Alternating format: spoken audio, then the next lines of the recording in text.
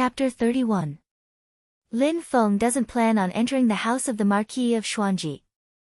Not mentioning whether or not the Marquis of Xuanji himself is at home, there will be quite a few other experts keeping watch. Already knowing that Zhu Yi has thoughts of leaving the house of the Marquis, Lin Feng decided to just wait patiently. Indeed, 10 days later, Zhu Yi carried a bag and walked towards Qingyang Mountain outside of Tianjin City. He's preparing to participate in the imperial exams and can't be bothered to stay in the house of the Marquis. He might as well go live in Qingyang Mountain for a while and also watch over his mother's grave. Meng Bingyun's grave is in Qingyang Mountain, a lonely one. With the identity of a concubine, after death she can't enter the Zhu family ancestral hall.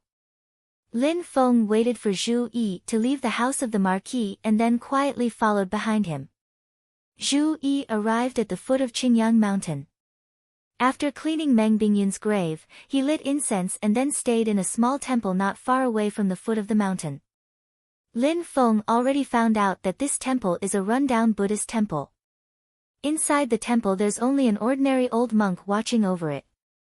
Zhu Yi would stay here for a while every year. One is to watch over his mother's grave and two is for peace and quiet.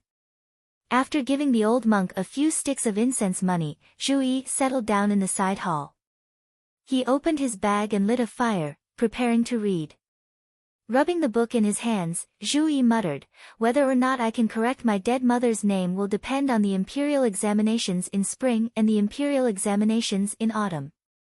First passing the imperial examinations, then passing the imperial examinations, passing the imperial examinations, gaining titles for 3 generations. The court will issue a decree to confer my mother the title of lady. My mother's grave can be pulled into the Zhu family's ancestral grave and her memorial tablet can also be worshipped in the ancestral hall. It's a pity that I can't practice martial arts. Even though our great Zhou dynasty has civil officials controlling the court, to truly be conferred a title of nobility still has to rely on military achievements. If I become a cultivator and go into the army then my position will be high. If I make military achievements then I'll be conferred a title of nobility. Then my mother's title will not only be lady but also monarch. Her position will be far higher than Lady Xiao's." Thinking of Madame Xiao, who is also the main wife of the Marquis of Xuanji, Zhu Yi thought of his mother who died early, his gaze revealing sadness and hatred. Lin Feng silently stood outside the temple door, the corners of his mouth revealing a playful smile. He first went to the back room and knocked out the old monk to prevent him from leaking the news. Then, he checked the surroundings. After confirming that there were no problems, Lin Feng sat cross-legged on a blue stone in front of the temple. Lin Feng circulated the 9 heavens thunder Tao with all his might, purposely releasing the spiritual energy circulating in his body from the acupoints all over his body. His method was actually the complete opposite of normal cultivation. Cultivation was about channeling the spiritual qi of heaven and earth into one's body and refining it. However, Lin Feng's method of pouring the spiritual qi out of his body was a complete waste. However, from the outside, it was an entirely different matter. At this moment, the surface of Lin Feng's body was surrounded by purple gas. From time to time, electric sparks visible to the naked eye would jump and flicker in the air. All the hair on his body slightly floated under the effect of static electricity.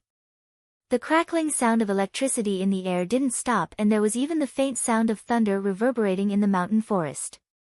Normally, even if a 10th level Qi disciple cultivator released their own spiritual energy outside their body, there wouldn't be such a big commotion. Thanks to the system, thanks to the novice gift bag, thanks to this 9 heavens thunder Tao, the visual and sound effects are ridiculously cool. Coupled with Lin Feng's outfit, a white robe with wide sleeves, feather clothes and a star crown, his appearance is completely flawless. He definitely has the air of an otherworldly master. The sound of light footsteps came from behind him. From the sound of it, you can tell that he hasn't cultivated before, but the steps are steady and firm. Lin Feng knows that it's Zhu Yi. Hearing the green-clothed youth clearly relax his breathing, Lin Feng smiled in his heart, "He's here." Lin Feng suddenly stopped his technique and didn't turn around.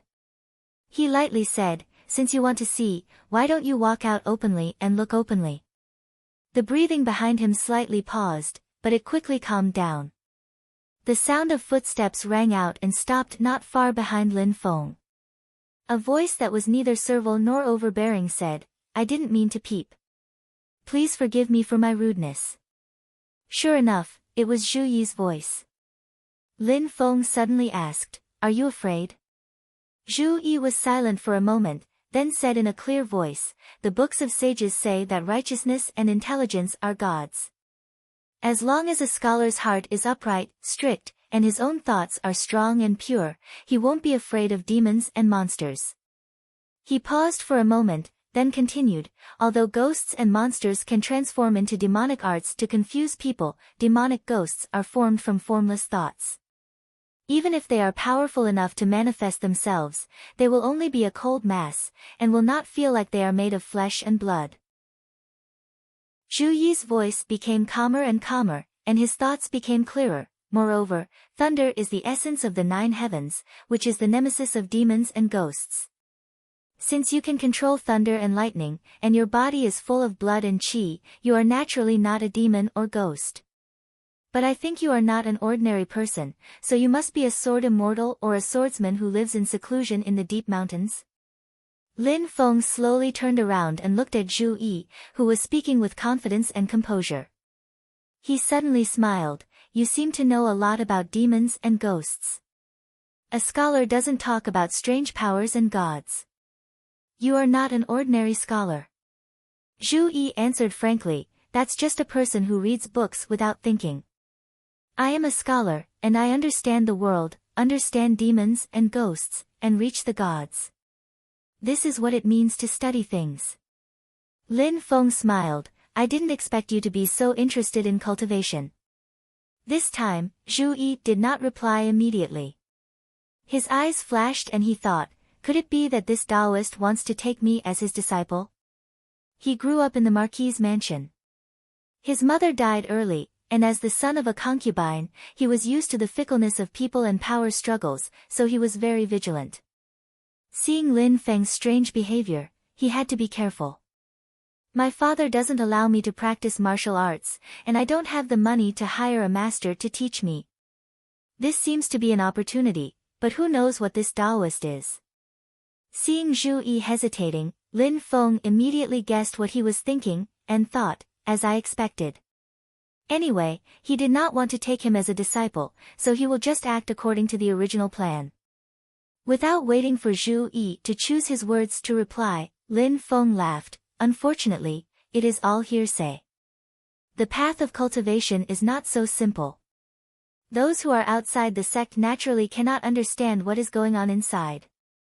I was just passing by, and did not expect to meet such an interesting kid like you. We had a good chat, but I have something to do, so I cannot continue chatting with you. Let's part here, we will meet again if fate wills it. With that, without waiting for Zhu Yi to react, Lin Feng used the cloud dragon escape. Lightning flashed around him, and he disappeared from where he stood. Using the lightning as a diversion, Lin Feng's figure flew up and quickly hid in the forest beside the old temple. He concealed his presence and hid his tracks. Zhu Yi, who was blinded by the lightning, slowly recovered his vision. He looked at the green rock in front of him, dumbfounded, as if he did not expect Lin Feng to leave just like that. Zhu Yi searched around the old temple for a while. With his sixth sense that he had not cultivated, he naturally could not find Lin Feng's tracks. Returning to the green rock, Zhu Yi muttered to himself, I thought that Taoist had the intention to take me as a disciple, so I was thinking too much. Wait, could it be a trick to loosen the reins only to grasp better? It doesn't look like it, otherwise he would not have left without saying anything.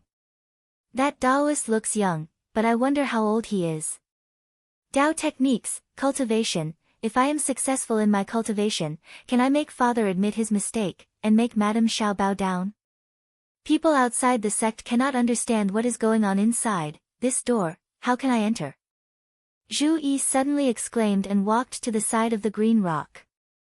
He bent down to take a look and picked up a purple crystal from the green rock.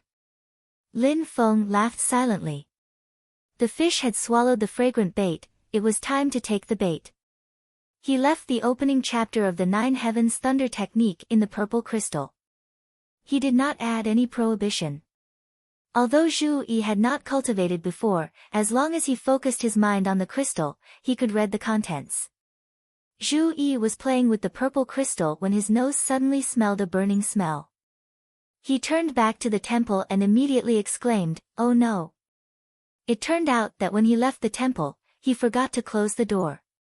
The mountain wind was strong and blew into the temple through the door, unexpectedly blowing his book into the brazier. Seeing that the book had already been burned to ashes, Zhu Yi was very annoyed. But when he looked carefully, he found that in the brazier, among the ashes of the burnt book, there was a slightly dark golden paper. On the golden paper, it was densely packed with small scriptures and pictures. It seemed to be gold leaf, but it was not burned by the fire. Ksitagarbha Sutra, this is a Buddhist Tao technique? Zhu Yi was extremely shocked and then overjoyed. Just now I was still troubled about how to enter the sect to learn Tao, and now a Tao technique appeared before my eyes. Lin Feng, who was outside the door, was dumbfounded, his jaw almost dropped to the ground. This works too. That book, that kid just bought it from a second-hand bookstore before he left the city, right? It is worth 10 points of fortune, 10 points of fortune. Hee, I bought a watch last year. Chapter 32. Outside the temple, in the night wind, Lin Feng's face was cloudy and uncertain. The Ksitagarbha Sutra and the art of Akala come from the same source, they are both secret Buddhist techniques passed down in the Great Thunder Monastery. The so-called Ksitagarbha is calm and unmoving like the earth, calm and deep like a secret. The ability cultivated in the art of Akala is the rage of the Akala. When the Ksitagarbha Sutra is successfully cultivated, one can obtain the Ksitagarbha golden body. As long as the body is not destroyed, it is impervious to all tribulations and all techniques, it is a very famous Buddhist body protection technique. The Tao technique that Zhu Yi obtained is actually a Buddhist secret technique on the same level as the complete art of Akala. Hidden in the old book, it could be that after the Great Thunder Monastery was destroyed, some monks escaped in order to pass down the Buddhist Tao technique, quietly waiting for the fated person to find it. In the end other people couldn't find it, but Zhu Yi, this person with 10 luck, discovered it on the first day he obtained the book. Lin Feng knows that Zhu Yi, who has been unlucky for many years, will from now on step on his heaven-defying path. Don't look at how his father the Marquis of Xuanji is arrogant right now, in the future he will definitely obediently give in, if he doesn't he'll beat him until he does. But if this happens, what do I do? Lin Feng's face was filled with bad luck. Zhu Yi has already started to change his luck, turning from the depths of misfortune to happiness, it is even more impossible for him to take him as his master. Zhu Yi, who obtained the Ksitagarbha Sutra, has his own starting capital, it seems like he doesn't need Lin Feng to teach him Tao techniques anymore. If he wants to take this person of the heavens as his disciple, he has to send him charcoal in the snow before his luck changes. Otherwise, when his domineering aura erupts and his body shakes, who knows who will bow down to worship him. Lin Feng quickly thought in his heart, what should I do? Use the art of Akala and pretend to be a Buddhist cultivator, lie that his Ksitagarbha Sutra was also hidden in the old book by me and wait for him to find it? No, Zhu Yi is a person with his own ideas, he treats people very warily, if I go up and get something for nothing, he most likely won't believe me. After thinking for a moment, a warm, sunny smile appeared on Lin Feng's face again. Hee, this isn't too good, isn't it? Isn't it a little too harsh? Looking at Zhu Yi, who had already started to immerse himself in the cultivation of his Tao technique, the smile on Lin Feng's face grew wider and wider. Zhu Yi, my disciple, for the sake of your better development in the future, Master can only let you suffer a little first. I think you'll understand Master's painstaking efforts. After making up his mind, Lin Feng was no longer in a hurry. It was nighttime now, and the city gates of Tianjing City were already closed. Since he couldn't go back, he would patiently wait here until morning. At the same time, he was concerned about the results of Zhu Yi's cultivation of the Ksitigarbha Sutra. As it turned out, the destined one was not an empty boast. In just a short while, Zhu Yi could already draw qi into his body and set foot on the right track of cultivation. One had to know that he had relied on himself to understand the characters in the scriptures without any guidance. Other than 10 points of fortune, 9 points of comprehension were indeed also out of the ordinary. This strengthened Lin Feng's thoughts of taking him in as a disciple even more. As soon as the sky brightened, Lin Feng immediately returned to Tianjing City and waited patiently near the house of the Marquis of Xuanji. Not long after, a group of servants of the house of the Marquis came out from the back door of the house of the Marquis, walking towards a restaurant in the marketplace not far away. At the front was a fierce-looking fatty, surrounded by everyone in the middle. He was clearly the leader. Lin Feng silently laughed. He already found out that this fatty is called Zhu Jun, a servant brought by the madam of the Marquis of Xuanji from the Shao family. His original name was Shao Jun. He only changed his name to Zhu Jun after following Madame Shao into the house of the Marquis of Xuanji, nicknamed Fatty Zhu. Fatty Zhu is loyal and devoted to Madame Shao. In order to curry favor with Madame Shao, he often makes things difficult for Zhu Yi. This guy looks fierce-looking, but he has a bit of talent in cultivation. Following the experts of the house to cultivate, after a few years he has also reached the realm of Qi Disciple level 8. Fatty Zhu and the others entered the restaurant and went up to the second floor together, sitting down at the spot next to the window with the best view. Looking at them, a smile appeared on Lin Feng's face, his figure disappearing into the crowd. Not long after, a strange rumor spread among the customers in the restaurant. In the old temple on the mountain, an azure-clothed scholar has strange behavior, he can actually swallow and spit out lightning. When the rumor reached the ears of Zhu Jun and the others, they looked at each other in dismay. Coming from the house of the Marquis of Xuanji, Zhu Jun and the others' understanding of the cultivation world far surpasses that of normal customers. Lightning is the most violent energy in the world. Dao techniques that can absorb lightning energy to cultivate are all top-notch goods. They also know about the matter of Zhu Yi studying in the old temple on the mountain. Hearing this, that person is actually Zhu Yi? A servant said doubtfully, "Don't tell me that some mountain people haven't seen the world and are spreading false rumors? How could that Zhu Yi obtain such a powerful Dao technique?" Another person said, "The Marquis once said that he wants Zhu Yi to first learn the meaning of the scriptures and then talk about the matter of practicing martial arts. He didn't even learn how to walk and he wants to learn how to run. If he really secretly cultivates, then we'll cripple his cultivation. Who dares break the rules set by the Marquis?" The cheeks of Fatty Zhu, who didn't speak up the entire time, moved, saying slowly, "Let's go take a look together.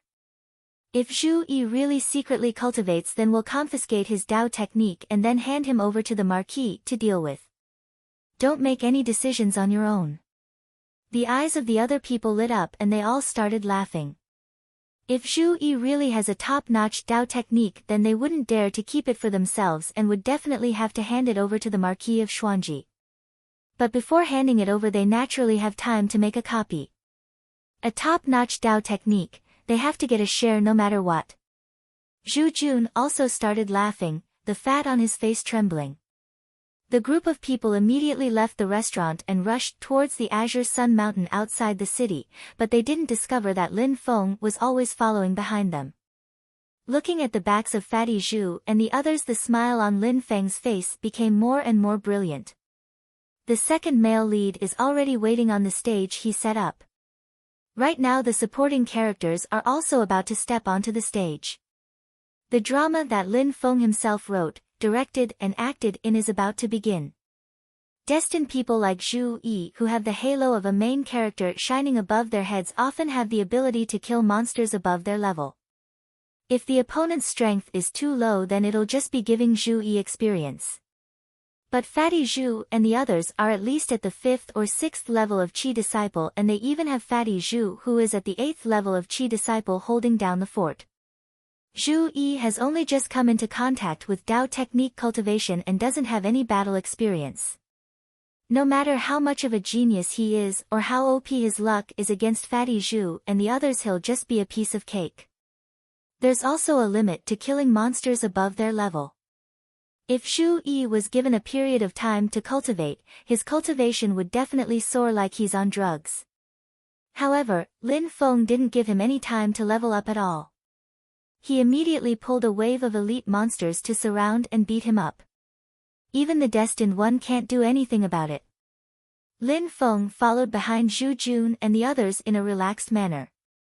The script had already been written, and now he was waiting for the actors to perform. My good disciple, you're familiar with literature and history.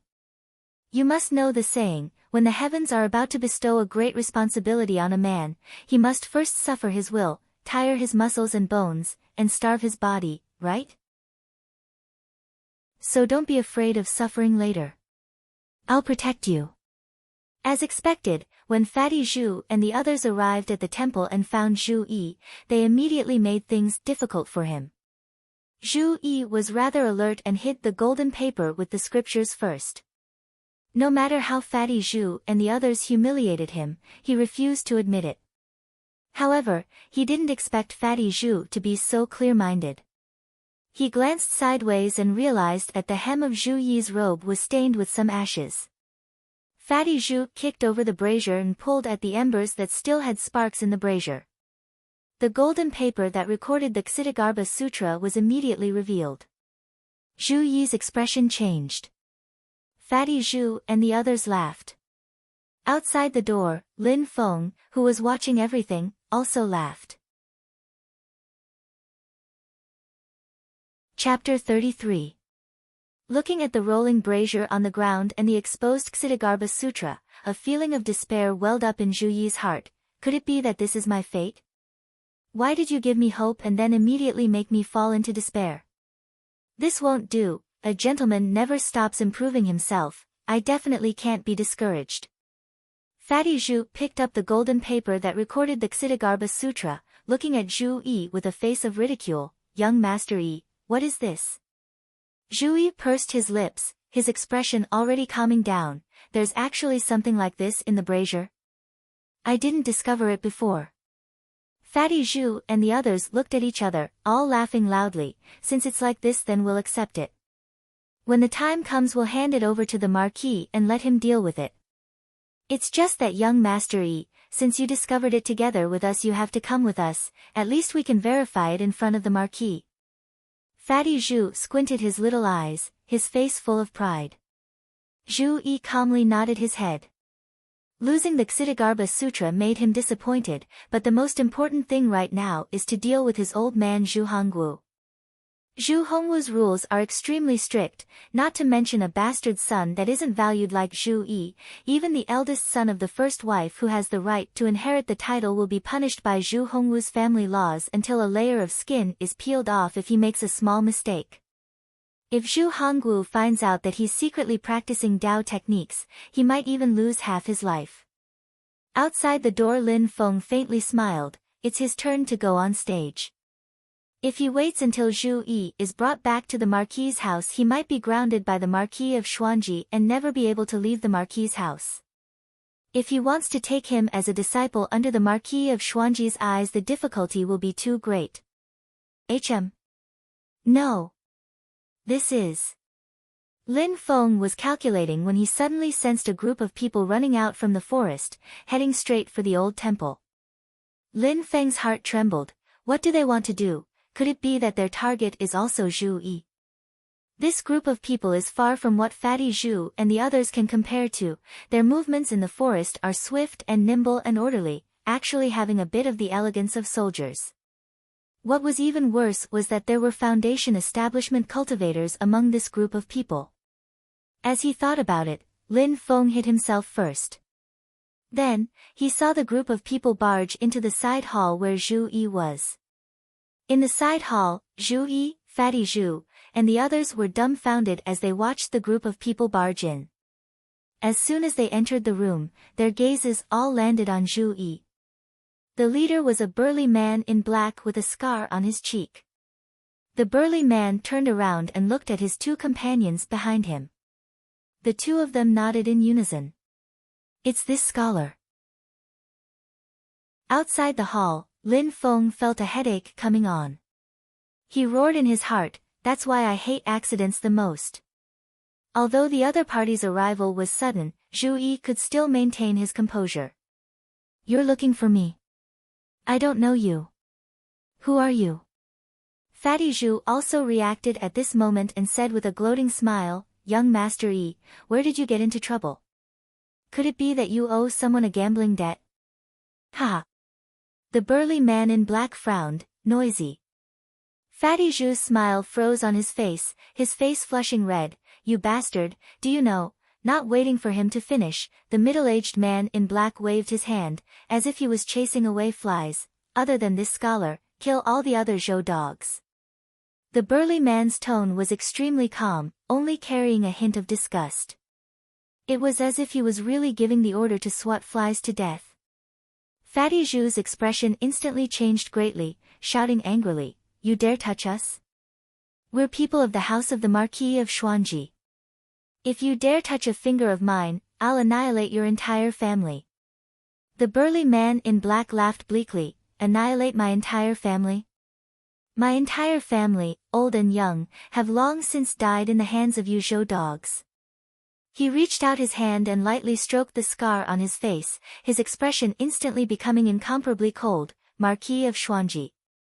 Humph, Marquis of Xuanji, it's because we know this brat is Zhu Hongwu's son that we came. That old bastard's hands are stained with the blood of my country's people. Today we'll make him pay some interest first.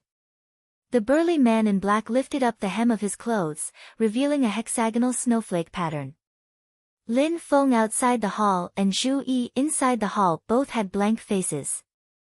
Seeing the snowflake pattern, Fatty Zhu's face turned ashen, his arrogance completely disappeared. Snowflake. You're the remnants of Snowgale country, you're people of the Society of the Strong Gale. Fatty Zhu swallowed his saliva, revealing a smile uglier than crying. Lin Feng slightly frowned, he's not clear what kind of organization the Society of the Strong Gale is and he's also never heard of it, but he's heard of Snowgale country. Snowgale country is a small country located in the northern snowy plains, bordering the northern border of the Great Zhou dynasty. Over 10 years ago during the period of the Zhou dynasty's strong expansion, it was conquered and annexed by the Zhou dynasty. At the time, the person who led the army to conquer Snowgale country was precisely the Marquis of Xuanji. The people of the north are swift and fierce. Even though the country was subjugated, the citizens of Snowgale country have always refused to submit, all kinds of uprisings emerged one after another. It is one of the few areas that has never been able to stabilize after the Zhou dynasty conquered the four directions. Looking at it now, this so-called Society of the Strong Gale organization is also an uprising organization formed by the remnant citizens of the already subjugated country, specifically opposing the Zhou dynasty. He just didn't expect that they would have the guts to enter deep into the heart of the Zhou dynasty and move around in the important areas of the capital region, and even set their sights on the Marquis of Xuanji. Zhu Yi clearly also understood the relationship within, opening his mouth and saying, I'm only a bastard son that isn't valued, if you want to use me as a hostage to threaten my father, then there's no need. Because it won't work at all, my father won't make any concessions. Even if you kill me, my father won't feel that much pain. You guys coming to find me is completely finding the wrong target. The black-clothed man grinned, Of course I know that you're not favored by that old bastard, otherwise you wouldn't have fallen into our hands today. He stared at Zhu Yi with a smile that isn't a smile. You don't need to belittle yourself, you're still of some use to us. For example, you grew up in the old bastard's manor, you're probably very clear about the layout of the manor, the habits of everyone, the arrangement of the guards, things like this. Zhu Yi pursed his lips, not saying a word. The sound of wind suddenly rose up beside his ears. He was startled. The black-clothed middle-aged man had already arrived in front of him at some point. The two of them were very close. The black-clothed man's face revealed a cold smile, his long scar twisting and twitching, saying word by word, "You'll tell me." Finishing speaking, he turned around and looked at Fatty Zhu and the others. His gaze was like looking at a group of dead people. He waved his hand. Do it. Under the order, the group of cultivators of the Society of the Strong Gale all made their move. Piercingly cold mana fluctuations instantly engulfed the entire temple. These cultivators are all wanted felons in the Great Zhou dynasty. Each and every one of them are desperados who live on the edge of a knife. They have extremely rich battle experience and have great teamwork. The efficiency of releasing spells is extremely high, not wasting a single bit of mana and using the most efficient method to kill the enemy. Fatty Zhu and the others have never seen this kind of formation before. The group of people had no strength to fight back at all. They were taken down like wheat being cut. Only Fatty Zhu of Qi Disciple level 8 has the highest level of cultivation and the fastest reaction. His fat body exploded with a speed that completely doesn't match, escaping out of the temple like flying. The black-clothed man frowned. Don't leave anyone alive, our whereabouts can't be leaked. The two cultivators of the Society of the Strong Gale nodded their heads, chasing out of the side hall without saying a word. Outside the hall, Lin Feng secretly groaned. The development of the situation has already far deviated from his initial predictions. Luckily the other side didn't have any plans to immediately kill Zhu Yi. This gives him time to plan.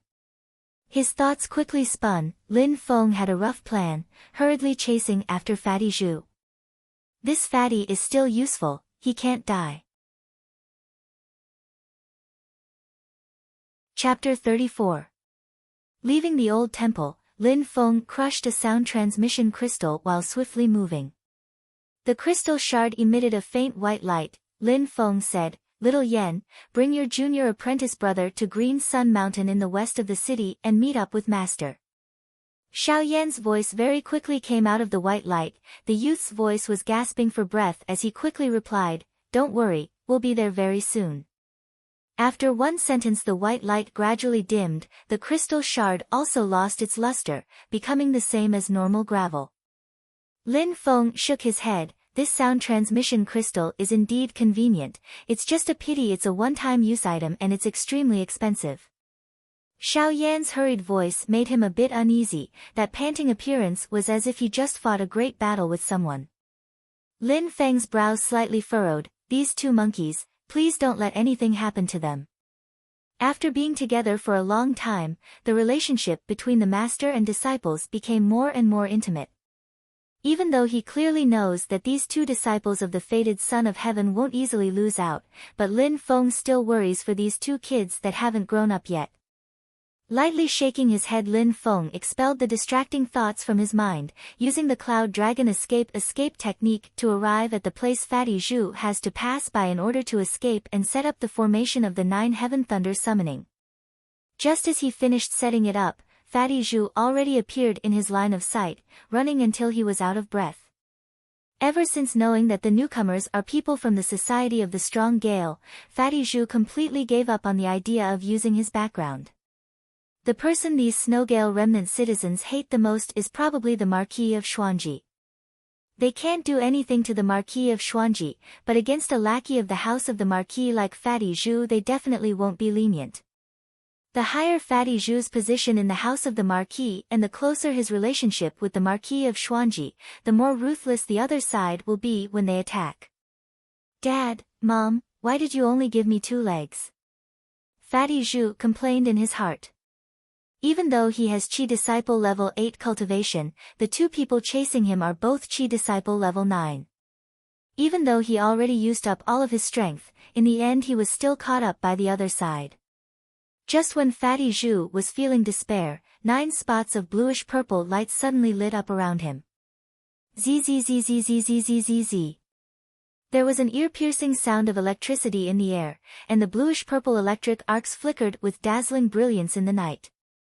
The expressions of the two cultivators of the Society of the Strong Gale changed greatly at the same time.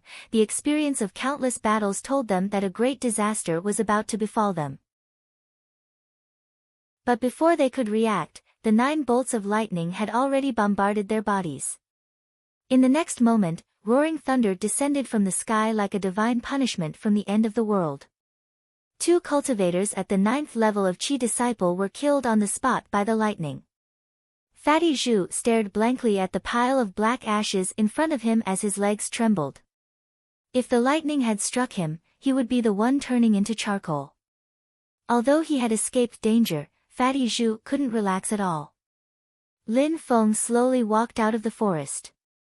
He was wearing a white robe with wide sleeves and a feathered robe with a star crown. He looked like an immortal. Looking at the ashes on the ground after the 9 heaven thunder summoning strike, Lin Feng secretly heaved a sigh of relief. He had calculated the position where Fatty Zhu had been caught. Thankfully, the deviation wasn't too great. Apart from needing time to set up and being too slow to cast, he was still very satisfied with the power of the 9 heaven thunder summoning, directly insta-killing 2 cultivators at the 9th level of Qi disciple. If he didn't use the 9 heaven thunder summoning, it wouldn't have been so easy to take care of these 2 cultivators at the 9th level of Qi disciple. The cultivation of these 2 people was much higher than that Yu family cultivator back then, but unfortunately, Lin Feng's cultivation was also far from being the same as before. Rising with the tide, the power of the 9 heaven thunder summoning also increased by more than 1 level. After clearly seeing Lin Feng's appearance, Fatty Zhu composed himself and coughed dryly. "Thank you, Taoist priest, for lending a hand. Everyone has the right to punish these remnants of the snow gale. Any citizen of the Great Zhou that encounters them naturally has the duty to." Before he finished speaking, a bolt of lightning brushed past Fatty Zhu's ear, splitting the large tree behind him in half from the middle.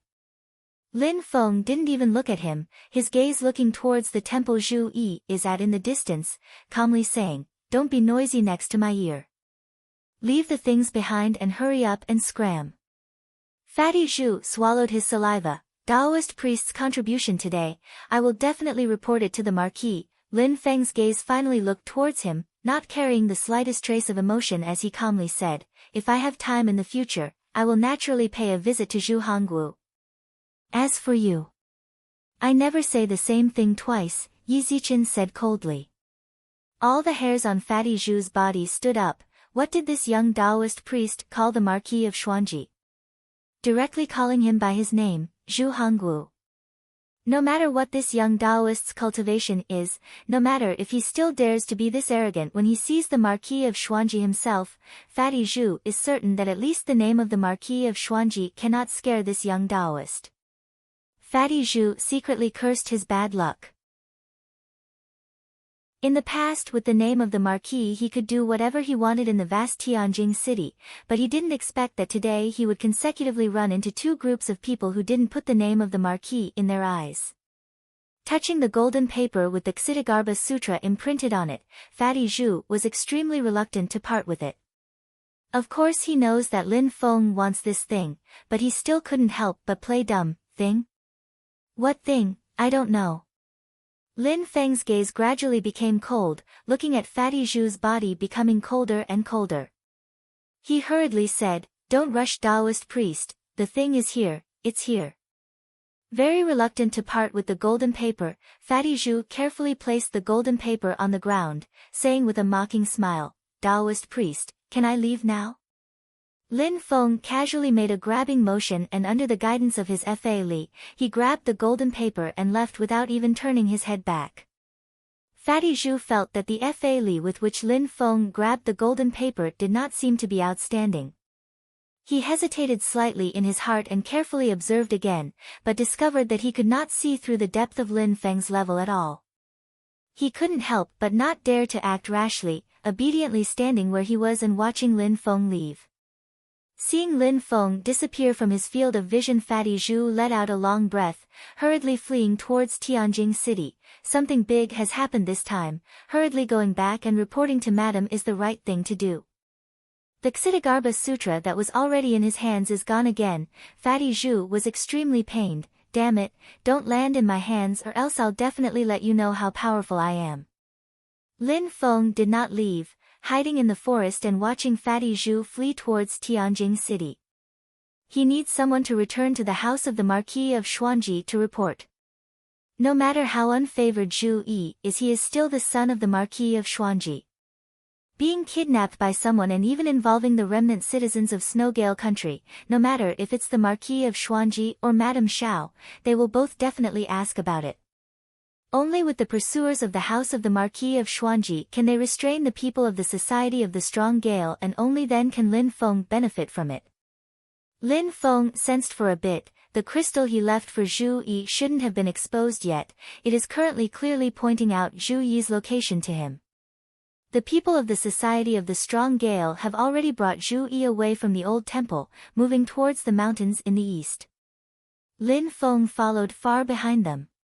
After who knows how long, Lin Feng sensed the mark he left on Xiao Yan and Xiao Budian, hurriedly running towards the mark to find them. The moment they met, Lin Feng's brows instantly furrowed. Xiao Budian is still okay. Xiao Yan's black clothes are torn in several places and his aura is also unstable. Clearly he just had a fierce battle with someone. Lin Feng supported his shoulder. Who did it? Xiao Yan smiled. Don't worry, master, I didn't suffer any big losses. He paused for a bit and then continued, it was originally just a small matter. Me and my junior brother were strolling around Tianjing City's market square and saw a few lechers bullying women, so we stepped in to take care of them. After teaching those lechers a lesson, we were originally preparing to leave, but we were suddenly stopped by a middle-aged man with short hair, insisting on asking me where I learned the art of Akala from. This guy is very overbearing, he wants to capture me. His level of cultivation is very high, I'm afraid he's a Foundation establishment stage cultivator. If we didn't provoke the patrolling troops, it would be very hard for us to escape. Speaking up to here, Xiao Yan raised his eyebrows in confusion. It's just that the Dao technique that person uses is actually also the art of Akala.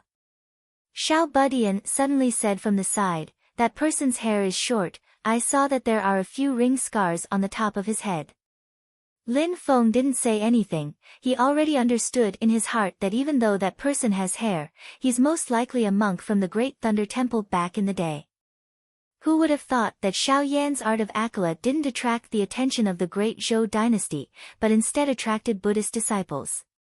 Right now I'm going to chase after your new junior brother, he's been kidnapped.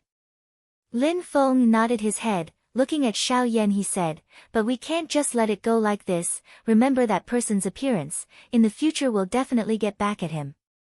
Xiao Yan nodded his head, and Xiao Budian smiled and said, I'm going to have another senior brother. Lin Feng smiled and patted his little head, you reap what you sow. In the forest east of Qingyang Mountain, the people of the Society of the Strong Gale were rapidly advancing with Zhu Yi. The leading black-clothed man touched the scar on his face, frowning and saying, Hui Ku still hasn't come to meet up. The person beside him answered, not yet, let's not wait for him, he's always so unruly, so what if he's from the Great Thunder Temple? Before the black-clothed man could say anything, a bell-like voice sounded out in the forest, nothing much, he's just stronger than all of you. Saying this, a short-haired man wearing gray clothes walked out of the dense forest. The man's face was gloomy, the short hair on his head couldn't hide the 6 conspicuous ring scars on his scalp. Chapter 35. Lin Feng chased behind the people of the Society of the Strong Gale. As he walked he took out an old book from his chest when his 2 disciples weren't paying attention, tearing out a page and throwing it on the ground, leaving a mark and pointing the way for the pursuers of the house of the Marquis of Xuanji. Master, why are we following behind them sneakily like this? Xiao Yan asked in confusion, can't you just directly go up and save them? Lin Feng said with a calm expression, their every movement is in my eyes. Right now I'm not in a hurry to act, it's because I want to observe for a bit, see just what kind of willpower this new junior brother of yours has. See how he will perform under this kind of disadvantageous and dangerous situation. Lin Feng smiled as he looked at Xiao Yan, even you, I've also seriously observed you before. If it wasn't for you still persevering and not giving up under adverse circumstances, I wouldn't have taken you in as my disciple. Xiao Yan also smiled, nodding his head in belief and didn't say anything else. Suddenly thinking of something, Lin Feng asked, Little Yan, that monk you guys met, did he manage to cultivate the fury of the Akala? Lin Feng only has the first half of the art of Akala, even though he can cultivate it according to the law, but there is a limit. Also, he can't cultivate the supreme ability of this Dao technique, the fury of the Akala. Xiao Yan only thought that Lin Feng wanted to teach him the Dao technique step by step, so he didn't have any suspicions. Right now, hearing Lin Feng ask him, he answered, "I'm not sure, we alerted the patrolling soldiers and surrounded that monk." Afterwards, he only managed to break out of the encirclement by activating a terrifying azure flame. Mana true flames refined from normal fire Dao techniques are all orange-yellow. According to the records of the art of Akala, the fury of the Akala should be milky white. Xiao Yan raised his eyebrows in confusion. The flame that the monk emitted was azure, but the Dao technique he cultivates is definitely the art of Akala. Lin Feng came to a conclusion after thinking for a moment. The art of Akala that the monk cultivates is not complete, moreover it should be missing the most important introduction. The content of the Dao technique naturally becomes more profound the further it goes, but at the beginning of the art of Akala, there are a few general scriptures that outline the main points. It looks simple, but it is actually the foundation of the entire Dao technique. Missing these sections of scripture, even if the Dao techniques at the back are complete, it is very easy for people to walk in the wrong direction when they cultivate. Even if they successfully cultivate the entire art of Akala, it will be like a castle in the air without a good foundation, on the verge of collapse. Even though Lin Feng didn't have the contents of the second half of the art of Akala, but the first half was incomparably complete, not a single word was missing. Xiao Yan was also meticulous in his cultivation. That monk spent his entire life studying the art of Akala. Naturally, he could tell at a glance that the art of Akala that Xiao Yan cultivates contains the general scripture, therefore he covetously tried to capture Xiao Yan. After Xiao Yan heard this, he smiled and asked, "Master, the art of Akala that I cultivate is also not complete. When will you pass the second half to me as well?" Lin Feng smiled, saying, "Don't bite off more than you can chew, first learn what you have now." After sending off Xiao Yan, Lin Feng laughed coldly in his heart, "Touch my disciple, steal my technique? Damn Baldy, let's see who steals who." This group of people from the Society of the Strong Gale have clearly been hiding in the hinterlands of the Zhou dynasty for a long time. Not only are they familiar with the nearby terrain, they even buried a lot of hidden support and have a complete retreat route and plan. But with Lin Feng continuously pointing the way, their tracks were clearly exposed. In less than 3 days' time, the pursuers from the house of the Marquis of Xuanji have already bitten their tail. Even though their position hasn't been locked on, the pursuers have already surrounded them from all directions, blocking the people of the Society of the Strong Gale in a mountain range and continuously shrinking the encirclement. Lin Feng brought his 2 disciples and also became more and more cautious, hiding their tracks to avoid being caught in the crossfire. In the mountain forest, a group of people and horses quickly passed through. The leader was a bald old man with a hooked nose and deep eye sockets, looking like a vulture. The bald old man suddenly stopped, the people behind him also stopped. The old man's cold gaze scanned the surroundings, but he didn't discover anything. A person behind him asked in a low voice, "Old Vulture, is something wrong?" Old Vulture's gaze flickered, he was silent. Suddenly a piece of white bone flew out of his sleeve. That seems to be the thigh bone of some animal, pure white like jade, sparkling and translucent. The end of the bone club is incomparably thick, looking like a hammer. The bone club flew into the air, growing as it faced the wind. Originally it was only a foot long, but in the end it became a dozen meters long and as thick as a water bucket. A thick murderous aura rushed out from the bone club, intimidating all living beings in the forest and making them feel a death-like fear. Old Vulture waved his hand, the bone club flew up, bringing with it a thunder-like howl, hitting a small mountain in the distance. With a loud rumble, the enormous mountain peak was directly smashed to pieces by the enormous bone club. Countless mountain rocks rumbled and rolled down the mountain, dust flying everywhere, covering the sky and covering the sun. The bone club flew back to Old Vulture's head, once again changing back to a foot long and returning to Old Vulture's sleeve. Seeing everyone look at him, Old Vulture snorted, "I keep on feeling that someone was spying on us just now, looks like I was being overly suspicious, let's go." The group of people once again went on their way, disappearing into the dense mountain forest. On a mountain next to the shattered mountain peak, Lin Feng and his disciple restrained their aura. After watching the bald old man's group leave, Xiao Yan let out a sigh of relief. That old ghost is a Foundation establishment stage cultivator, right? Lin Feng nodded his head. He's not worried that he would be discovered. The key is that Xiao Yan and Xiao Budian can very easily expose their tracks. However, it doesn't matter even if we expose ourselves a bit. Lin Feng snickered. The bald old man doesn't know that their group is actually already very close to the people of the Society of the Strong Gale. The old man's actions will definitely alarm the other party. Sure enough, a moment later intense mana fluctuations came from the valley in front of them. Lin Feng's group of 3 approached over, and saw that in a dried-up river valley, Old Vulture's group of people were surrounding a grey-clothed man in the middle and currently fighting intensely. Old Vulture's bone club once again became a 12-meter-long giant club sweeping up and down. With him as the main force, the group of cultivators all used all kinds of spells, surrounding the grey-clothed man and giving him a good beating. Xiao Yan and Xiao Budian looked at each other, simultaneously lowering their voices and saying, "Master, that grey-clothed guy is the monk that intercepted us back then." Lin Feng looked over. The grey-clothed man has a head full of spiky short hair. On the top of his head there are 6 faintly discernible ring scars. Even though he's at a disadvantage, this person is still calm and unruffled. Light green flames emitted from his body, burning fiercely. The spells released by the other party, as soon as they come into contact with the green flames they are immediately burnt to nothing. There are people who also use fire spells to attack him, but the green flames are really too domineering. Even the red-yellow flames of the raging fire are burned together as fuel.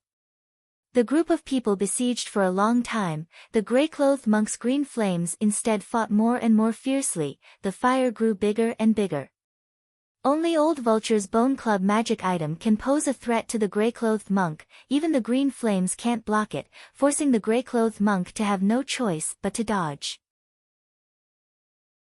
While Old Vulture controlled the magic item he spoke to disturb the grey-clothed monk's mind. "Big monk, those people of the Society of the Strong Gale keeping you to cover the rear is clearly using you as cannon fodder. Only you're stupid enough to believe what they say." The grey-clothed monk Hui Ku was a bit angry from embarrassment. He volunteered to stay behind to cover the rear, originally wanting to show off his skills, who knew that he would instead be entangled by the opponent. Like this, how can he make those people of the Society of the Strong Gale believe him? Hui Ku said in his heart, "After this I must capture that brat I met that day. If I can cultivate the true fury of the unraging Wisdom King, then why would I have to go through so much effort?" While he was thinking, a streak of sword light suddenly flew over from afar, chopping down towards Hui Ku's head. The green flames were actually completely unable to block it. Hui Ku was greatly shocked, dodging to the side.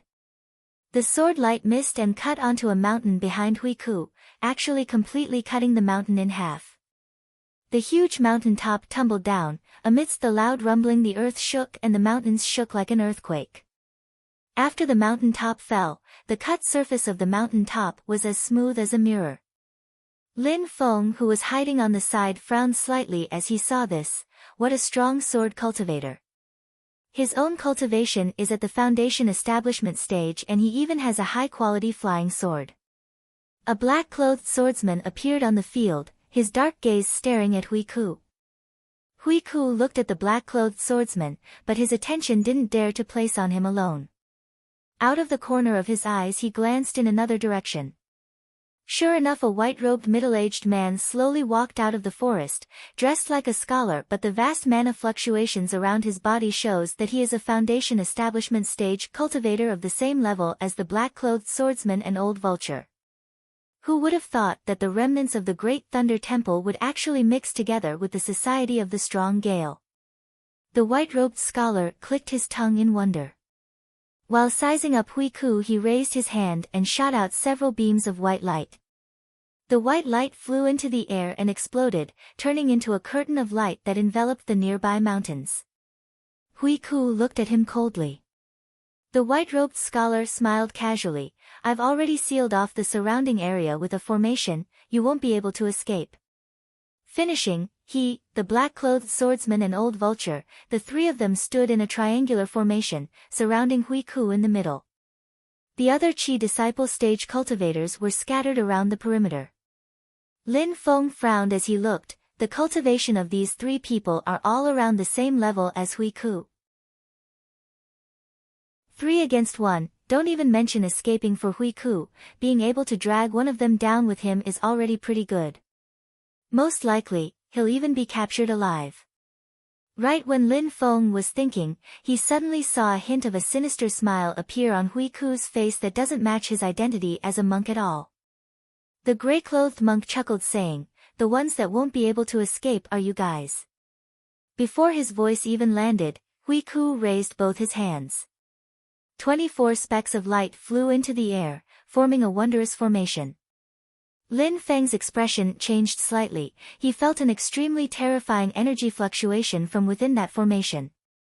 This kind of threat that touches the soul, he also felt it before from that golden elixir period elder of the Blaze Sword sect.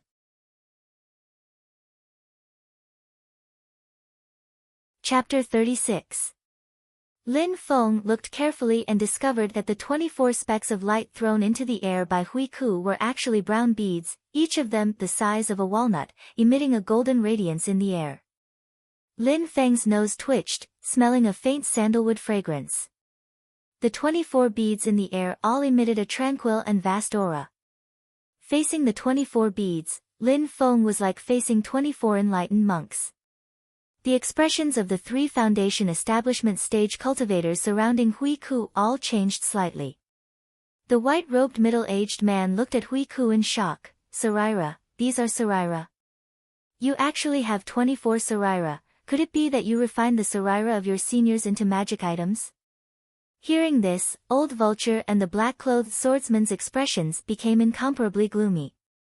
The black-clothed swordsman opened his mouth for the first time since appearing, scum who deceives their masters and exterminates their ancestors. In the process of the 24 Saraira rising into the air, an instant of pain and guilt flashed through Hui Ku's eyes, but immediately afterwards it was endless fury and viciousness.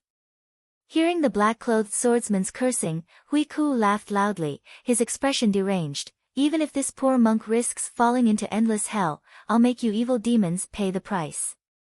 This is the guidance that Buddha gave this poor monk. The seniors in the sect will definitely understand this poor monk. He put his palms together and shouted in a deep voice, Buddha is merciful, sweep away all demons, 24 heaven arhat formation, open. Following Hui Ku's shout, the 24 Saraira in the air all exploded with dazzling Buddhist light. The Buddhist light gathered together, turning into a golden cloud, completely enveloping the area around Hui Ku in a radius of 100 feet. Buddhist chanting came from within the Buddhist light, overlapping together, deafening. Old Vulture and the others were all enveloped by the Buddhist light, as if they were in an independent space, completely isolated from the outside world. The white-robed middle-aged man shook his head. Want to fight with me in formations? Big monk, you're not my opponent, you're just asking to be humiliated. Halfway through his sentence, he suddenly stopped. The white-robed middle-aged man stared dumbstruck ahead. Old Vulture and the black-clothed swordsman also had the same appearance. The other Qi disciple stage cultivators were all trembling in fear. Amidst the Buddhist light, layers upon layers of figures suddenly appeared. Each of them was more than 10 feet tall, and their bodies were flashing with golden light. They were all Vajra Arhats, and each of them exuded an extremely terrifying aura. There were a total of 24 Arhat shadows, each of them had a mana fluctuation comparable to a foundation establishment cultivator. 24 foundation establishment cultivators. Lin Feng and company stared blankly. This monk was way too ferocious. He actually had such a powerful Dharma artifact. Good fella, a magic tool can manifest 24 foundation establishment cultivators. Whoever has such a magic tool can walk unhindered in the foundation establishment stage. Lin Feng swallowed his saliva, his eyes filled with envy. Not to mention the building foundation stage, even if he ran into an ordinary golden elixir period cultivator, he would be able to protect himself. No wonder this bald bastard dared to stay behind to cover the rear. Hui Ku's figure was hidden in the Buddhist light, disappearing without a trace. There were only 24 Arhat shadows putting their palms together, chanting Buddhist names in a low voice. Buddha is merciful, repent and the shore is at hand. The voice was like a morning bell and evening drum, shaking people's souls, making the people in the Buddhist light have an illusion for a moment, as if they had committed the most heinous of crimes and deserved to be suppressed and captured, and sent into reincarnation. The three of them were all foundation establishment cultivators. Their wills were firm and they reacted very quickly. Those Chi disciple stage cultivators were not injured, but they all fell limply to the ground, already losing the will to resist. Lin Feng felt a chill all over from the side of the mountain. 24 Buddhist foundation establishment cultivators shouting in unison, they didn't need to injure the enemy at all to suppress them and make them lose the will to resist. What weakness does this 20 heaven Arhat formation have? Because of the formation, it's hard to easily move it. Lin Feng's thoughts turned quickly, thinking of countermeasures. Extremely mana-consuming? Or are these Arhat shadows just for show, to scare people? The other side very quickly used practical actions to answer Lin Feng's question. Seeing that Mr. Vulture and the other two didn't yield, the 24 Arhat shadows once again chanted the name of Buddha in a low voice and then rushed over in groups of 3 to 5. The black-clothed swordsman snorted coldly, sword light flashed and it chopped on a golden Arhat. Stab, an ear-piercing metal scraping sound rang out, the flying sword that can cut through mountains only broke a crack on the chest of the golden Arhat. The golden Arhat was completely oblivious, a pair of large hands directly grabbing at the flying sword.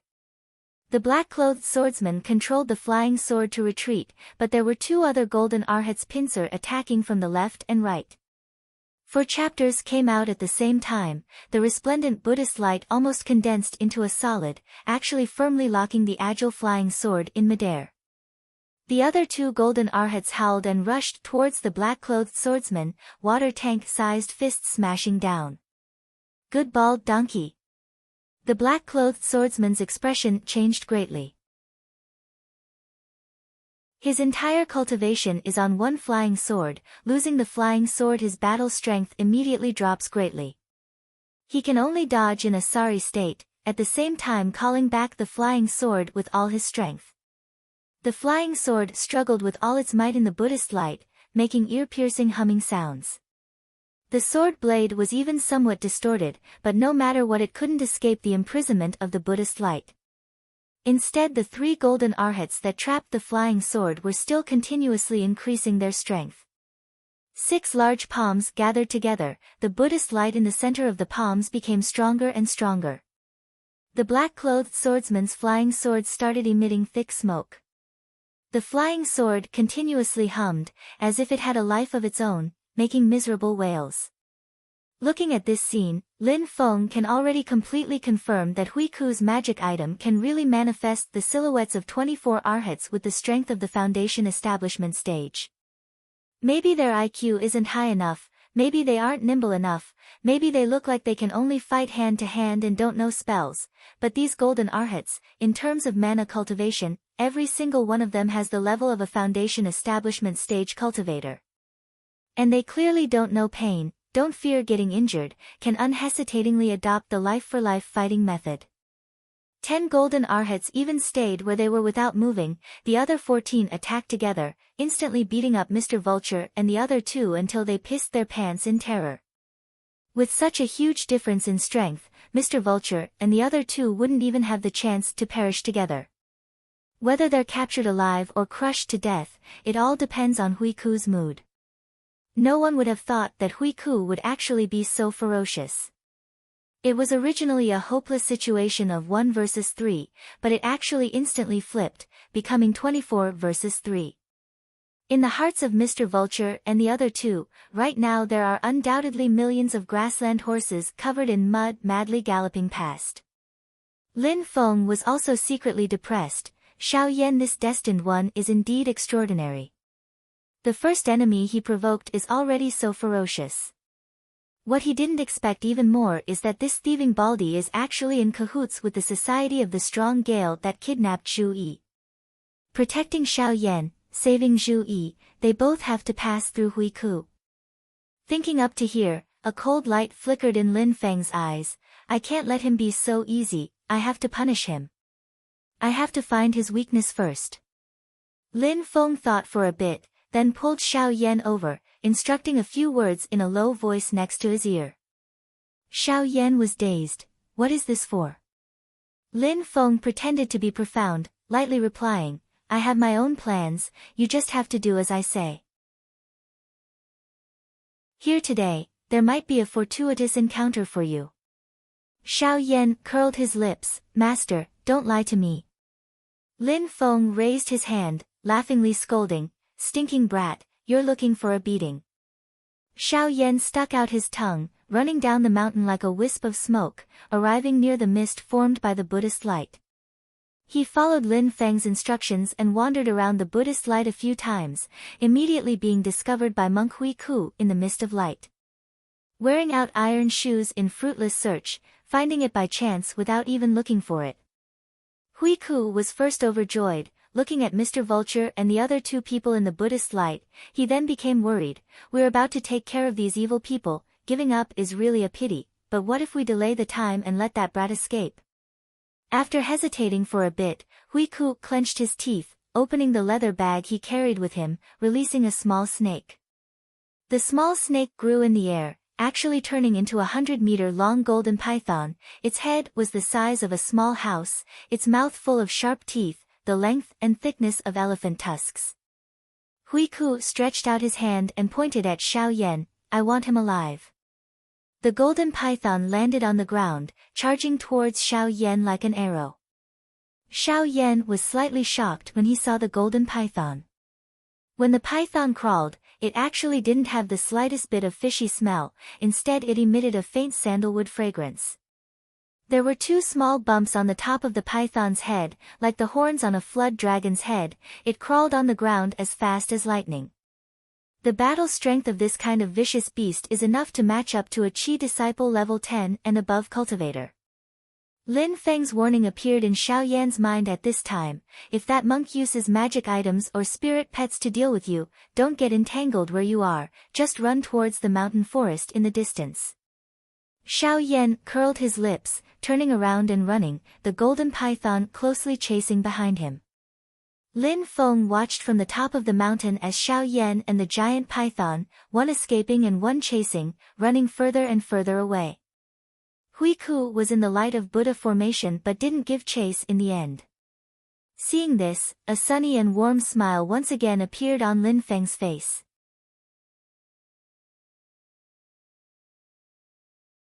Chapter 37. Hui Ku only sent out the golden giant python to chase after Xiao Yan, and he himself was still guarding within the Buddhist light formation. Seeing this, Lin Feng understood. As expected, those 24 golden arhats can only move within a radius of 100 zhang that is covered by the Buddhist light. That big monk, as the one in charge, can't leave the range of the Buddhist light either. And from the looks of it, Hui Ku was wholeheartedly in charge of the formation, and his other cultivation couldn't be used. Lin Feng thought, there's only one crucial point that I can't be sure of, and that is the 24 sariras for the formation. Is any one of them indispensable? As long as one is missing, will the formation be unable to be maintained? As Lin Feng thought, he calmly said to Xiao Buddy and beside him, go help your big senior brother, I'll leave that snake to you too. I won't do anything, this can be considered a test for you too. Xiao Budian didn't panic after hearing this, instead he was eager to try, and smiled even more mischievously. Master, after we kill that snake, will the snake blood and snake meat belong to us too? Lin Feng knocked his little head and scolded jokingly, stinking brat, all you know is to eat all day long. Xiao Budian laughed mischievously, and Lin Feng shook his head in annoyance. Go, how much you can get will depend on your own ability. Thank you, master. Xiao Budian cheered, and disappeared in the blink of an eye, rushing in the direction of Xiao Yan and the giant python. This golden giant python was a natural variant, and it was tamed by Hui Ku using a secret Buddhist method. Its strength and speed were astonishingly fast, far surpassing normal fierce beasts. If not for the fact that Lin Feng had already taught Xiao Yan the cloud dragon escape, he wouldn't have been able to outrun this giant snake. This guy is like a small mountain when he coils up, his speed is so fast with such a big body. Xiao Yan cursed in his heart, and his body suddenly made a strange turn, avoiding the snake's mouth that was pouncing at him from behind. The giant python's head was as big as a small house, and swallowing Xiao Yan whole was a piece of cake. Senior brother, here, here. As Xiao Yan was running, he suddenly heard Xiao Budian's voice, and looked up to see Xiao Budian waving at him from a mountain. This brat, don't tell me. Xiao Yan's heart moved, and he immediately changed directions, running towards the mountain peak where Xiao Budian was. The golden giant python followed closely behind him, sweeping through all obstacles. Wherever its huge body passed, rocks exploded, and towering ancient trees fell like harvested wheat. Let me test your power. On top of the mountain peak, the little guy soared into the air. His body was like a cloud dragon, and he stood out from the crowd as he directly pounced towards the head of the huge golden python. The golden python let out a soundless roar, and opened its big mouth to bite towards Xiao Budian. Xiao Budian's figure flashed in midair, and he had already avoided the blood pond-like mouth of the snake, nimbly landing on the snake's neck. The little guy laughed and said, to beat a snake, you have to hit it where it hurts. Even though you're big, I can still feel where it hurts. After he finished speaking, he kicked the huge snake's body. Lightning flashed on his toes, and his small body brought with it the sound of wind and thunder. His momentum was not any weaker than the golden giant python. Lightning exploded, setting off a few rays of golden light and a smear of blood red. It was the snake's scales and blood. Under Xiao Budian's kick, the golden giant python was injured. The giant python hissed angrily and twisted its body. Its thick and long golden tail swept towards Xiao Budian. If he was hit, no matter how strong Xiao Budian's body was, he would still be beaten into meat paste. However, Xiao Budian would not fight it head-on. He nimbly dodged to the side and avoided the giant python's counterattack. Xiao Yan, who had been chased by the giant python, silently appeared at this moment. After avoiding the giant python's tail, he came to its back, and his target was the wound that Xiao Budian had just made. A ruthless look appeared on Xiao Yan's face. You long worm, you chased me very happily just now, didn't you? With a flip of his palm, the explosive fire magic power quickly condensed and actually turned into a real raging fire, burning fiercely above Xiao Yan's palm. In the next moment, the blazing fire seemed to be suppressed. Xiao Yan did not let the flames continue to spread, but instead continued to compress towards the center. His hands stretched out horizontally, and his palms were a foot apart from each other. The scarlet-red flames continued to compress and condense between his palms, finally turning into a small red ball of light. Although the ball of light was small, it contained a terrifying heat and explosive power. It was like a small sun, filled with an oppressive, destructive and tyrannical aura. It was the secret ability of the Taishu Temple that Yan Mingyue had passed down to Xiao Yan, Red Lotus Break. The small ball of light was only the size of a human fist, and its size was completely disproportionate to the golden giant python.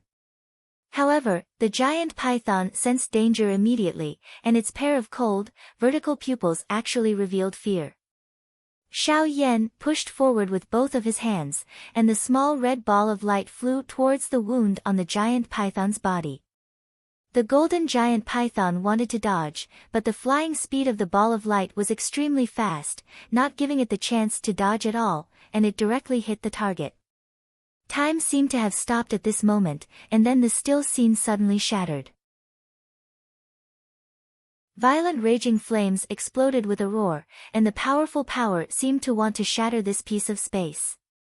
Hiss hiss hiss hiss, the golden giant python let out a hurried and miserable howl. Half of its body was surrounded by raging flames, and it kept rolling in the forest in pain.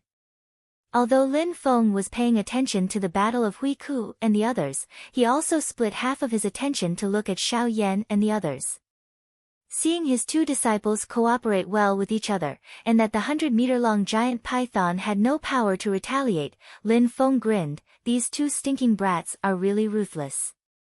Shaking his head, Lin Feng felt that there was no more suspense in this battle, but his heart suddenly moved, and he felt that a change had occurred on the body of the golden giant python.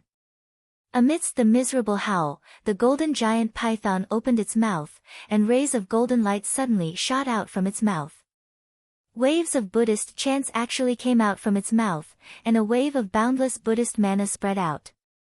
Lin Feng looked carefully, and saw that a small ball of light gradually rose from the mouth of the giant python, and it was so bright that it was difficult to open one's eyes. The Buddhist light and Buddhist chants were precisely coming from this ball of light. The ball of light left the giant python's body, and the golden scales on the giant python's body dimmed a lot. The sandalwood fragrance disappeared, and a thick snake and insect stench came out.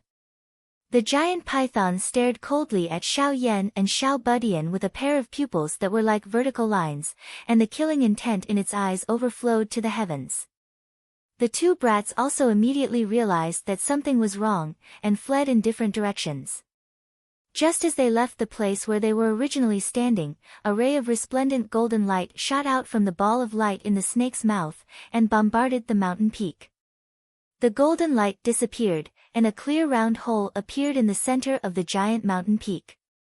Through the round hole, one could clearly see the scenery in the distance. This ray of golden light directly pierced through the mountain peak. Lin Feng was slightly shocked. This power was already comparable to the attack of a Foundation Establishment stage cultivator. At this time, he could already clearly see that in the center of the ball of light, there was a strangely shaped magic item, and the waves of magic power were constantly vibrating. Although it was vigorous and vast, it was not stable enough. This magic item has been damaged before. Lin Feng's head turned, and he instantly understood, that big monk really had a good idea. Hui Ku actually used the vitality of a strange giant snake to nourish the damaged magic item, so that the magic item could recover as soon as possible. At the same time, he used the magic item's spiritual power to nourish this giant python, so that the giant python could become stronger and quickly increase its strength. But this way, Lin Feng could not just sit by and do nothing. This giant snake had already become a huge threat to Xiao Yan and Xiao Budian. Xiao Yan and Xiao Budian also realized that this giant snake was going to use its real power, and Xiao Budian shouted, "Senior brother, don't panic, if it doesn't have some ability, all of my arrangements would have been in vain." Saying that, Xiao Budian clasped his hands together, formed a seal, and shouted, "Move." 9 purple spots of light rose around the mountain peak, and in the violent sound of electric currents, 9 rays of lightning shot towards the golden giant python together. Lin Feng had already established his own expert impression in the hearts of his 2 disciples, so some things could no longer be hidden, and he could pass them on to increase their strength. Right now, Xiao Budian was using the 9 heaven thunder summoning that Lin Feng had passed on to him. The first 9 rays of lightning did not cause any damage to the giant snake, but in the next moment, the lightning that descended from the sky heavily struck its body, and directly split the back half of its body, including its tail. The formation's powerful attack that borrowed the power of heaven and earth was vividly displayed at this moment. Xiao Yan watched from the side, and couldn't help but shout, "Beautiful! Beautifully done! Be careful, dodge!" Xiao Budian was originally feeling proud, but after hearing Xiao Yan's warning, he realized that the golden giant python had suffered such a heavy injury, and instead went berserk. The giant head suddenly raised, and looked down at Xiao Budian, who was caught off guard. The snake opened its mouth wide, and scriptures flowed on the golden magic item. The bright golden light condensed once again, and in the next moment, it was about to strike Xiao Budian's body.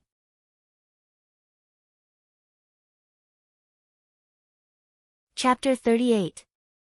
Xiao Budian only felt that the sky above his head suddenly darkened. That was the head of the giant python. In the next moment, the dark top of his head suddenly lit up, so bright that people couldn't open their eyes. That was the light emitted by the magic tool in the mouth of the giant python. Vigorous waves of magical power spread out, terrifying to the extreme. Dodge! Xiao Yan suddenly rushed over from the side, knocking Xiao Budian away. Although Xiao Budian escaped the attack range of the giant python, Xiao Yan exposed himself under the snake's mouth, facing that terrifying Buddhist magic tool. Xiao Budian exclaimed, "Eldest senior brother." The bravery in the black-clothed youth's bones was completely stimulated. Facing the dazzling golden Buddhist light, he didn't dodge, but raised his hands. In between his palms, a scarlet-red ball of light floated, filled with a destructive and blazing aura. Let's see who's finished first. Xiao Yan clenched his teeth, facing the Buddhist light that could turn him into powder in one hit. He took the initiative to use the red lotus burst. The red ball of light turned into a ray of scarlet light and flew into the huge python's wide-open mouth. At the same time, the mana of the Buddhist magic item in the snake's mouth was also accumulated to the extreme, turning into a ray of resplendent Buddhist light, about to blast towards Xiao Yan. Xiao Yan's red lotus burst was a step faster, only 1,000th of a second faster than the Buddhist light, exploding in the snake's mouth first. But the indestructible Buddhist light had already condensed. Would it dissipate because of the explosion? Xiao Yan and the little guy both didn't know the answer, because a ray of white lightning that was even more tyrannical and berserk than the Buddha's light traversed the horizon. It was even faster than the red lotus break, and it struck the huge snake's head. Northern Aurora Mystic Light. The tyrannical lightning directly punched a big hole in the head of the golden python. After penetrating the snake's head, it fiercely hit the Buddhist magic tool. The magic tool made a sound. The Buddhist light that was originally prepared to attack Xiao Yan was forced to be used to defend itself, no longer having the strength to attack. At this time, Xiao Yan's red lotus burst exploded in the snake's mouth, blowing the already heavily injured giant python's head into a bloody mist. Master! Xiao Budian cheered. At this time, Xiao Yan was also covered in cold sweat. Master, you almost played me to death. Lin Feng landed beside them. Dressed in a feathered robe and a star crown, he looked even more elegant and otherworldly in the forest that was in a mess after the battle. Lin Feng raised his hand and caught the falling Buddhist artifact. He turned to Xiao Yan and said with a smile, "I've already said that you might have a fortuitous encounter today. It's just a daunting experience without any mishaps." As Lin Feng spoke, he raised the Buddhist artifact in his hand and shook it. "When I erase the restrictions set by the original owner, this thing will be yours." Xiao Yan was overjoyed. "Ha, I didn't risk my life for nothing." Lin Feng looked at him with a smile. "Little Yan, you're very good. You're behaving like a senior brother." Xiao Budian grabbed Xiao Yan's hand and said, "That's right, senior brother, it's all thanks to you." Xiao Yan raised his eyebrows and said arrogantly, "It's what I should do." Unexpectedly, Xiao Budian continued to say, "Although I can dodge it myself, I still have to thank you." Suddenly, Xiao Yan was so angry that he didn't know whether to laugh or cry. It turned out that this junior brother was even more arrogant than him. Xiao Budian turned to Lin Feng and asked, Master, that artifact belongs to senior brother. What about me?" Lin Feng pointed to the dead python. "Aren't you thinking about it? It's all yours. How much you can take depends on your own ability." After a pause, Lin Feng continued, "Collect more snake blood and snake gallbladders. You're almost 5 years old. These are all good materials for your baptism." Xiao Budian cheered and rushed to the giant snake. Although he was young, he followed the adults to hunt in the village, so collecting these materials was a piece of cake. Hearing that Lin Feng wanted to baptize Xiao Budian, Xiao Yan also went up to help. A child's baptism when they are 5 years old has a very important effect on the foundation of the fleshly body. Xiao Yan couldn't help but be fascinated. Junior brother's talent is already so strong right now. If you go through the baptism, how terrifying would it be? Just thinking about it makes me look forward to it. The two disciples were busily pulling out the tendons and skinning the giant snake. Lin Feng's attention had already returned to Hui Ku and the others. Not sure if it was because he sensed that the giant snake was killed and the artifact was taken, Hui Ku's state of mind fluctuated violently, almost unable to maintain that overbearing 24 heaven arhat formation.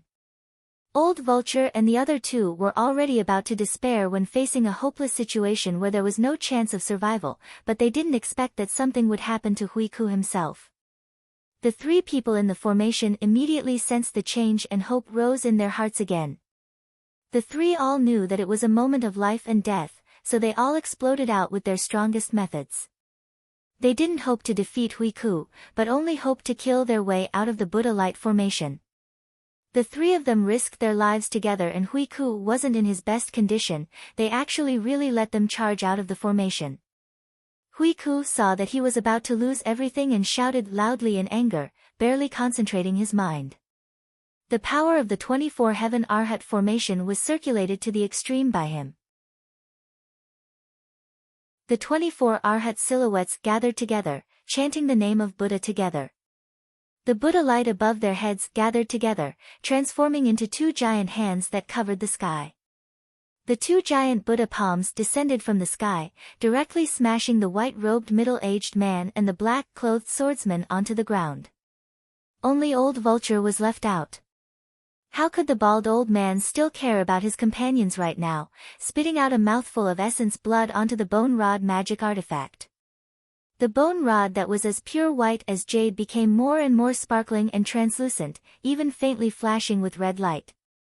It directly became over 100 meters long, heavily smashing onto the Buddha light formation, directly piercing through the Buddha light and bringing Old Vulture out of the range of the formation.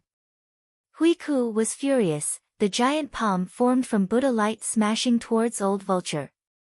Old Vulture raised the bone rod and barely managed to block it, but was beaten until he spat out a mouthful of blood, his mana pretty much all scattered.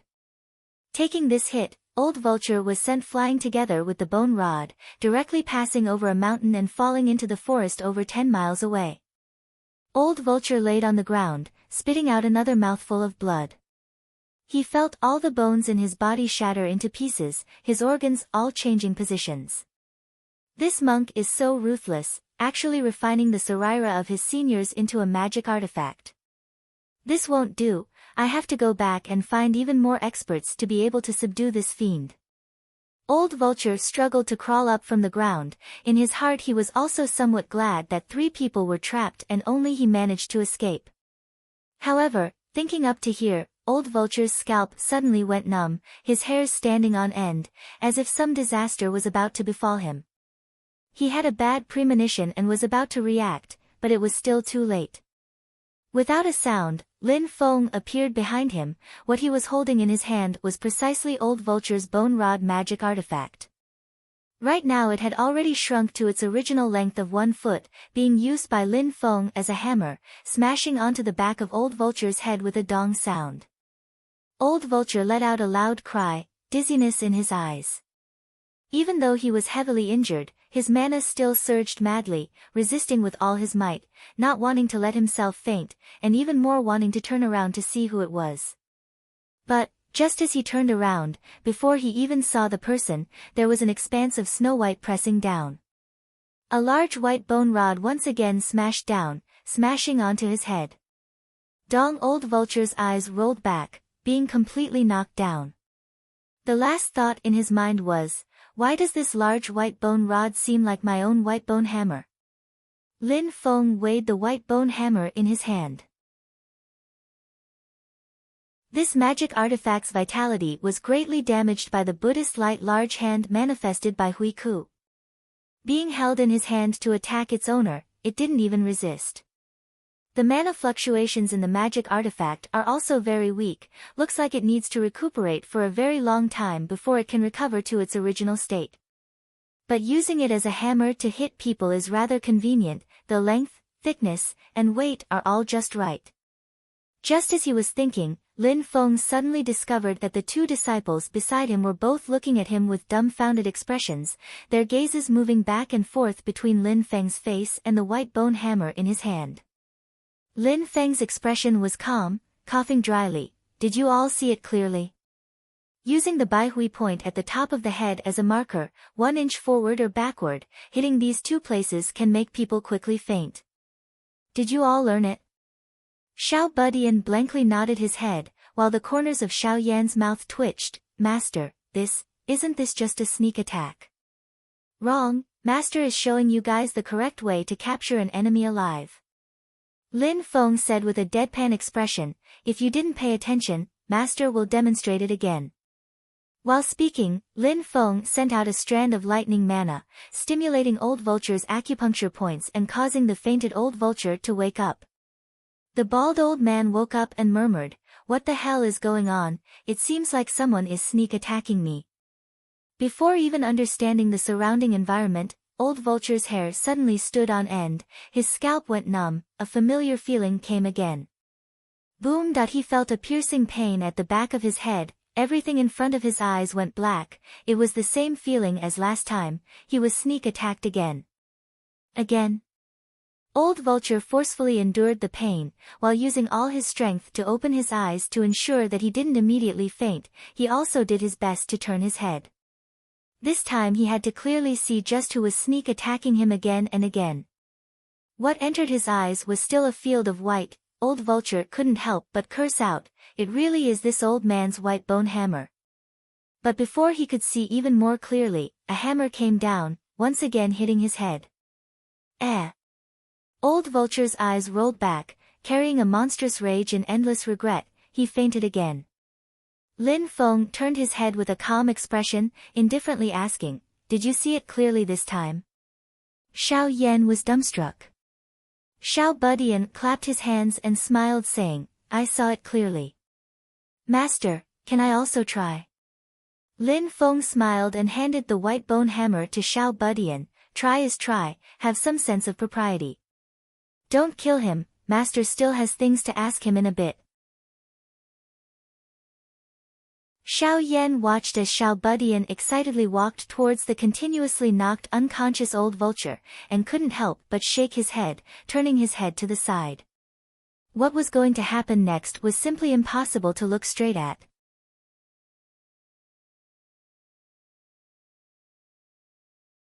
Chapter 39.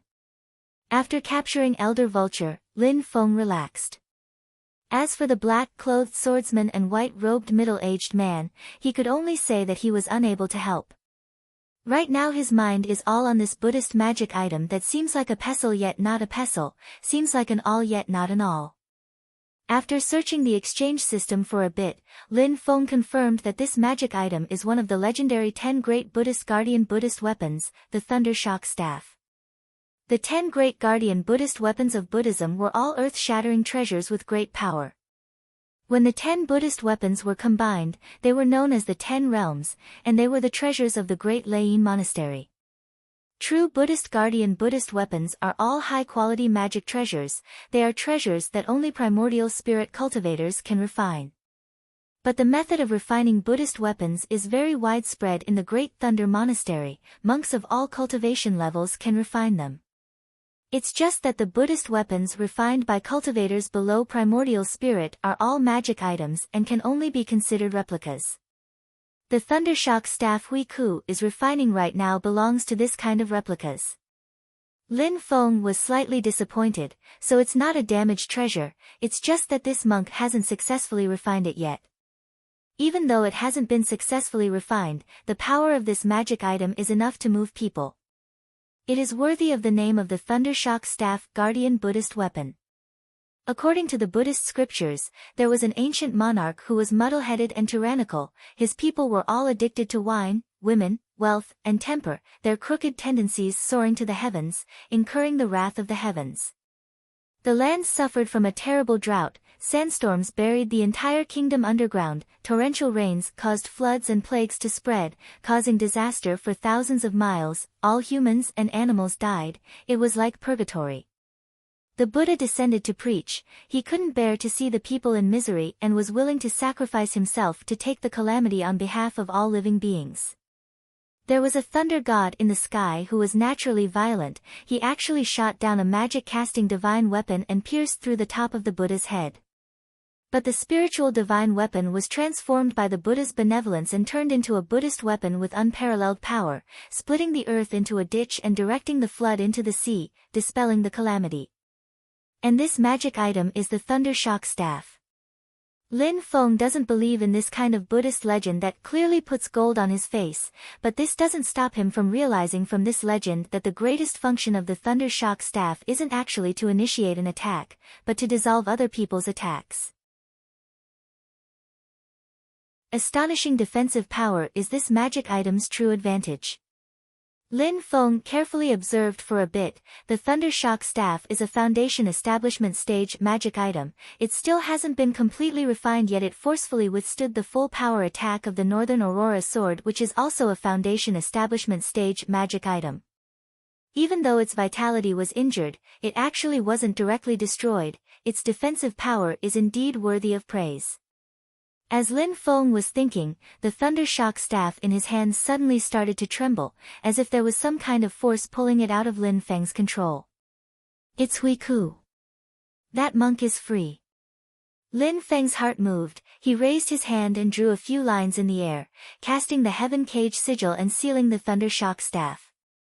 Hui Ku is a Foundation Establishment Stage cultivator, and the Thunder Shock Staff is a Foundation Establishment Stage magic item. Even if Lin Feng, who is at Chi Disciple level 10, lays down the Heaven Cage sigil, he wouldn't be able to seal the Thunder Shock Staff. But after all, the Thunder Shock Staff still hasn't been successfully refined, and before it even ate one of Lin Feng's Northern Aurora Mystic Light. So even though it struggles, it can't break the Heaven Cage sigil. Once the Heaven Cage sigil came out, it immediately cut off the connection between Hui Ku and the Thunder Shock Staff, making him unable to communicate with the Thunder Shock Staff anymore and unable to sense the specific location of Lin Feng and the magic item. No matter how furious the monk is, Lin Feng brought his two disciples and Mr. Vulture, who was beaten half to death by Xiao Budian, and went around this valley, continuing to chase after the Society of the Strong Gale and Zhu Yi from another direction. Lin Feng continuously studied the structure of the Thunder Shock Staff along the way and discovered that this magic item was refined using a kind of Buddhist magical power. Within the magic item, the traces left behind by Hui Ku's refinement are completely preserved. Then it's easy.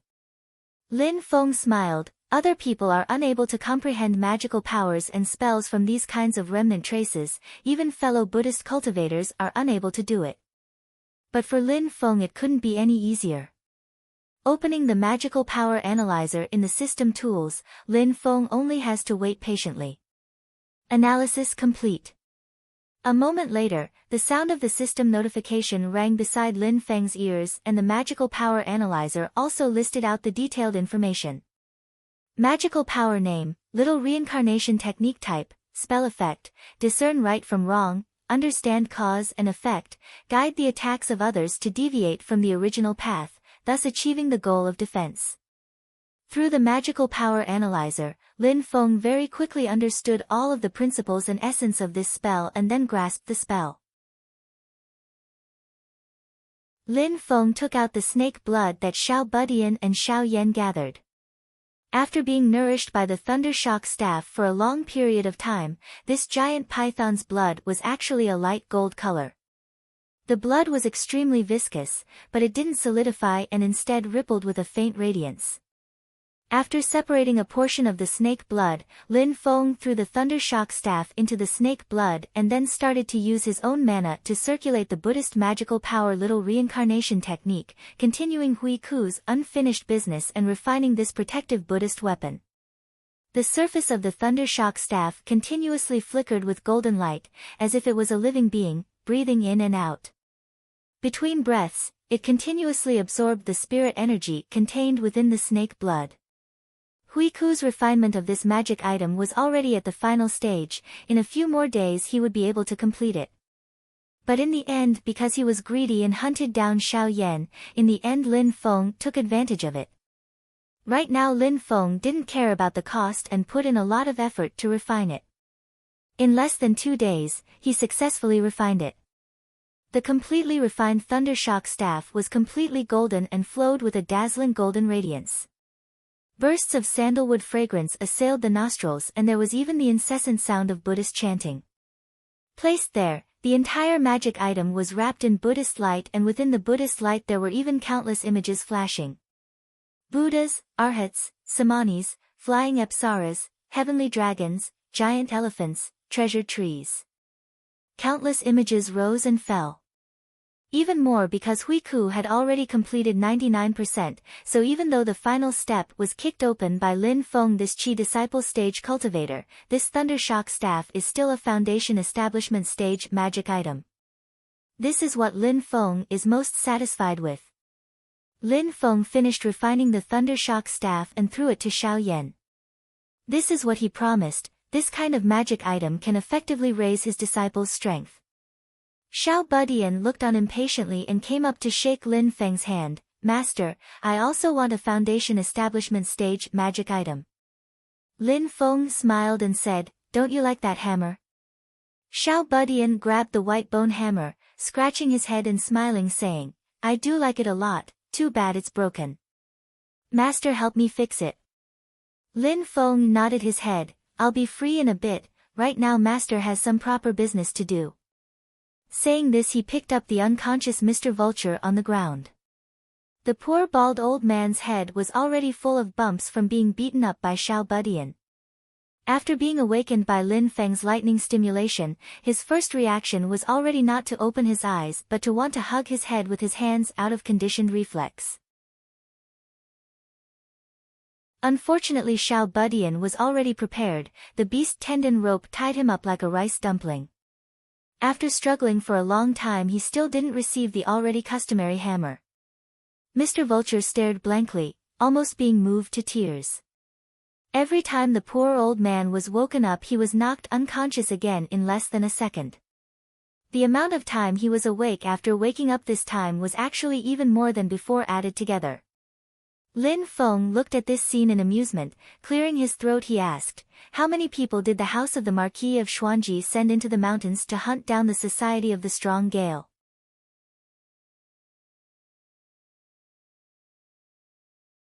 Chapter 40. How many people did the house of the Marquis of Xuanji send into the mountains to hunt down the Society of the Strong Gale? Mr. Vulture was dazed for a moment, then asked hoarsely, who are you?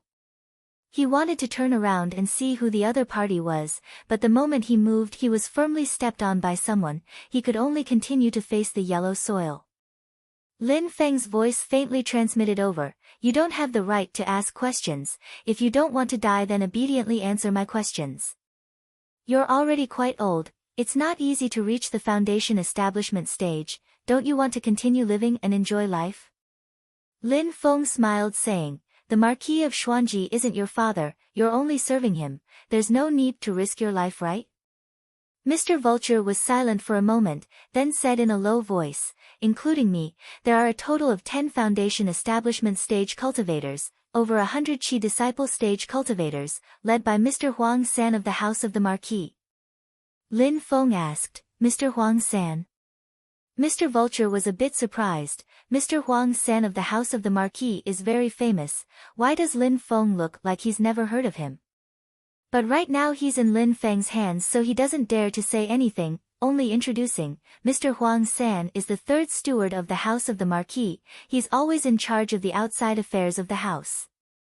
After a pause he added, Mr. Huang San is a great cultivator of the golden elixir period. Lin Feng grinned. The Marquis of Xuanji Zhu Hongwu's ostentatiousness is really not small, a golden elixir period cultivator as a steward, and he's also only the third steward. There are still 2 even bigger ones above him. Logically speaking, this kind of formation should be able to take down that big monk Hui Ku, but the prerequisite is that they can't split up their strength and be defeated by Hui Ku one by one. Lin Feng looked at Mr. Vulture on the ground and nodded his head. Leaving him with his life to send a message to that Mr. Huang San was indeed useful. A golden elixir period cultivator leading the group, even if Hui Ku has the 24 heaven Arhat formation, he still has to take it easy. Calling out to the little guy in the distance, the little guy carrying the white bone hammer ran over like a wisp of smoke. Lin Feng gave him a look and the little guy immediately walked behind Mr. Vulture with a smile. Even though Mr. Vulture is lying on the ground and can't see the scene above his head, that familiar feeling of goosebumps and his scalp tingling once again welled up in his heart. No. The bald old man had no other thoughts. As long as he was not knocked unconscious again, he was willing to pay any price. But the development of events did not change according to his will. The little guy aimed at the back of his head, and once again knocked old Vulture unconscious. Lin Feng collected old Vulture's storage pouch, stuffed the old man into a cave, then called out to Xiao Yan and Xiao Budian to leave. Mr. Vulture is a subordinate of the House of the Marquis of Xuanji. His training resources are supplied by the House of the Marquis and are incomparably abundant. Lin Feng opened his storage bag and was dazzled by the variety of medicinal pills and spiritual items. He couldn't help but sigh in his heart, this kind of business that doesn't cost anything really earns money quickly. There was also a Tao technique in the storage bag. It was called the Blue Ocean River technique. It was a water-type Tao technique. It could increase the density of the cultivator's true qi. Water in itself is something that wins through quantity. The thicker it is, the stronger the power. Cultivators that train in water-type Tao techniques usually have more vigorous and abundant mana than other cultivators of the same level. This Blue Ocean River technique is like this. It can increase the density of the cultivator's mana. When the Tao technique is completed, the cultivator's mana will be like a surging river, vigorous and majestic, its power unstoppable. Right now Lin Feng already trains in two kinds of Tao techniques, the Nine Heavens Thunder technique and the Art of Akala. The lightning and fire mana cultivated from these two Tao techniques are both extremely tyrannical and fierce, but the consumption rate is also very fast. Right now Lin Feng's main method of attack is the Foundation Establishment Stage magic item Northern Aurora Sword. It consumes a lot of mana. If Lin Feng can successfully train in the Blue Ocean River technique, under the circumstances that his realm does not change, the total amount of mana will increase greatly. This will be even more convenient for him to control the Northern Aurora Sword. This water-type Tao technique, to Lin Feng, is undoubtedly a timely reign. Other people have to start from the beginning when they train in a Tao technique, but Lin Feng can easily train in it using the system's hidden attribute. Feeling the surging mana that is at least 30% more abundant than usual in the 10 acupoints that have already been opened, Lin Feng smiled in satisfaction. Lin Feng hurried on while operating the Blue Ocean River technique, very quickly catching up to the people of the Society of the Strong Gale. Rather than saying they caught up, it would be better to say that the people of the Society of the Strong Gale stopped where they were. The black-clothed man with a knife scar on his face was currently standing on the edge of a cliff with a gloomy expression. A group of cultivators of the Society of the Strong Gale were gathered around him. Zhu Yi was firmly watched by the two as he walked through the forest. His blue robe, which had been washed so many times it had turned white, had already been torn in several places. He looked abnormally disheveled, but his expression was still calm. A cultivator of the Society of the Strong Gale couldn't help but say, "Don't tell me that monk was killed by someone?" He usually brags and his eyes grow on top of his head, now he's shown his true colors. The black-clothed man stroked the scar on his face, silently saying, "Don't underestimate him, unless the other side is a cultivator of the Golden Elixir period, Hui Ku will be fine. That monk's cultivation is very high, if it wasn't for this we wouldn't have thought of roping him in." The cultivator beside him asked, "Then we're just going to keep waiting here?" The black-clothed man sighed lightly, "I'm not waiting for Hui Ku, I'm waiting for the two brothers who were chasing after that fatty before. That old bastard Zhu Hongwu sent out pursuers so quickly, that means that fatty successfully escaped back to report." Right now I only hope that those two brothers are smart enough and find a way to escape on their own when things aren't looking good. The black-clothed man's eyebrows formed a knot, but so many days have passed and we still haven't seen them meet up, I'm afraid, sigh. The group of cultivators of the Society of the Strong Gale all fell into silence. The black-clothed man took a deep breath. The pursuers are already getting closer and closer, we can't wait any longer. Finishing speaking, he took out a strangely shaped spirit stone from his chest and threw it into the air with a swing of his hand. Then his hands changed hand signs, making a few different hand signs in succession. Large amounts of spiritual energy began to surge according to a strange rhythm and tempo. Lin Feng has always been secretly observing from afar. Seeing the black-clothed man's movements, he immediately paid attention.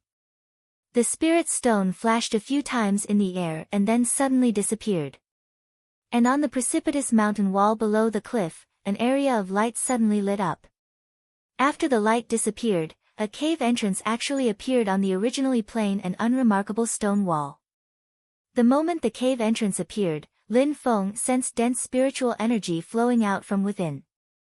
This is definitely not a normal cave, it's more like the entrance to some kind of paradise. What the black-clothed man did just now was not to remove some kind of camouflage that covered the cave entrance, but rather to use the spirit stone as a key to open the passage to this cave. This is clearly a route of retreat that the Society of the Strong Gale had already grasped long ago. Right now they're in a tight encirclement, so they decisively used it. The black-clothed man took the lead and jumped down the cliff, his body sliding into the cave entrance on the mountain wall. The group of cultivators of the Society of the Strong Gale immediately brought along Zhu Yi and followed closely behind him in an orderly manner, entering the cave together. Lin Feng didn't dare to tarry. Bringing along his two disciples, he quickly rushed to the bottom of the cliff. Luckily the cave entrance was still open and didn't close again after the group of people of the Society of the Strong Gale entered. The master and disciples entered the cave. Looking inside the cave, they could faintly make out that it was a tunnel.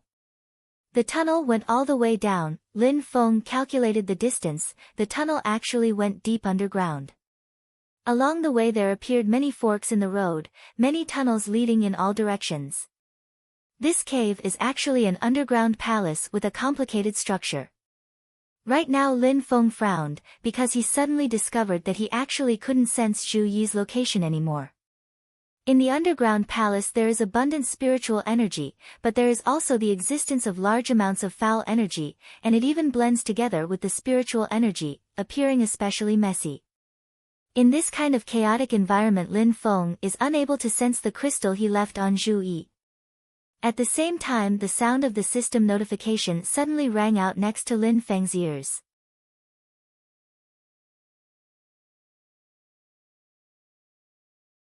Chapter 41. Host has triggered a random side mission, Black Cloud Underground Palace. Lin Feng blanked out for a moment before reacting. He still hasn't completely completed the mission on hand, and this unlucky system actually issued a new mission.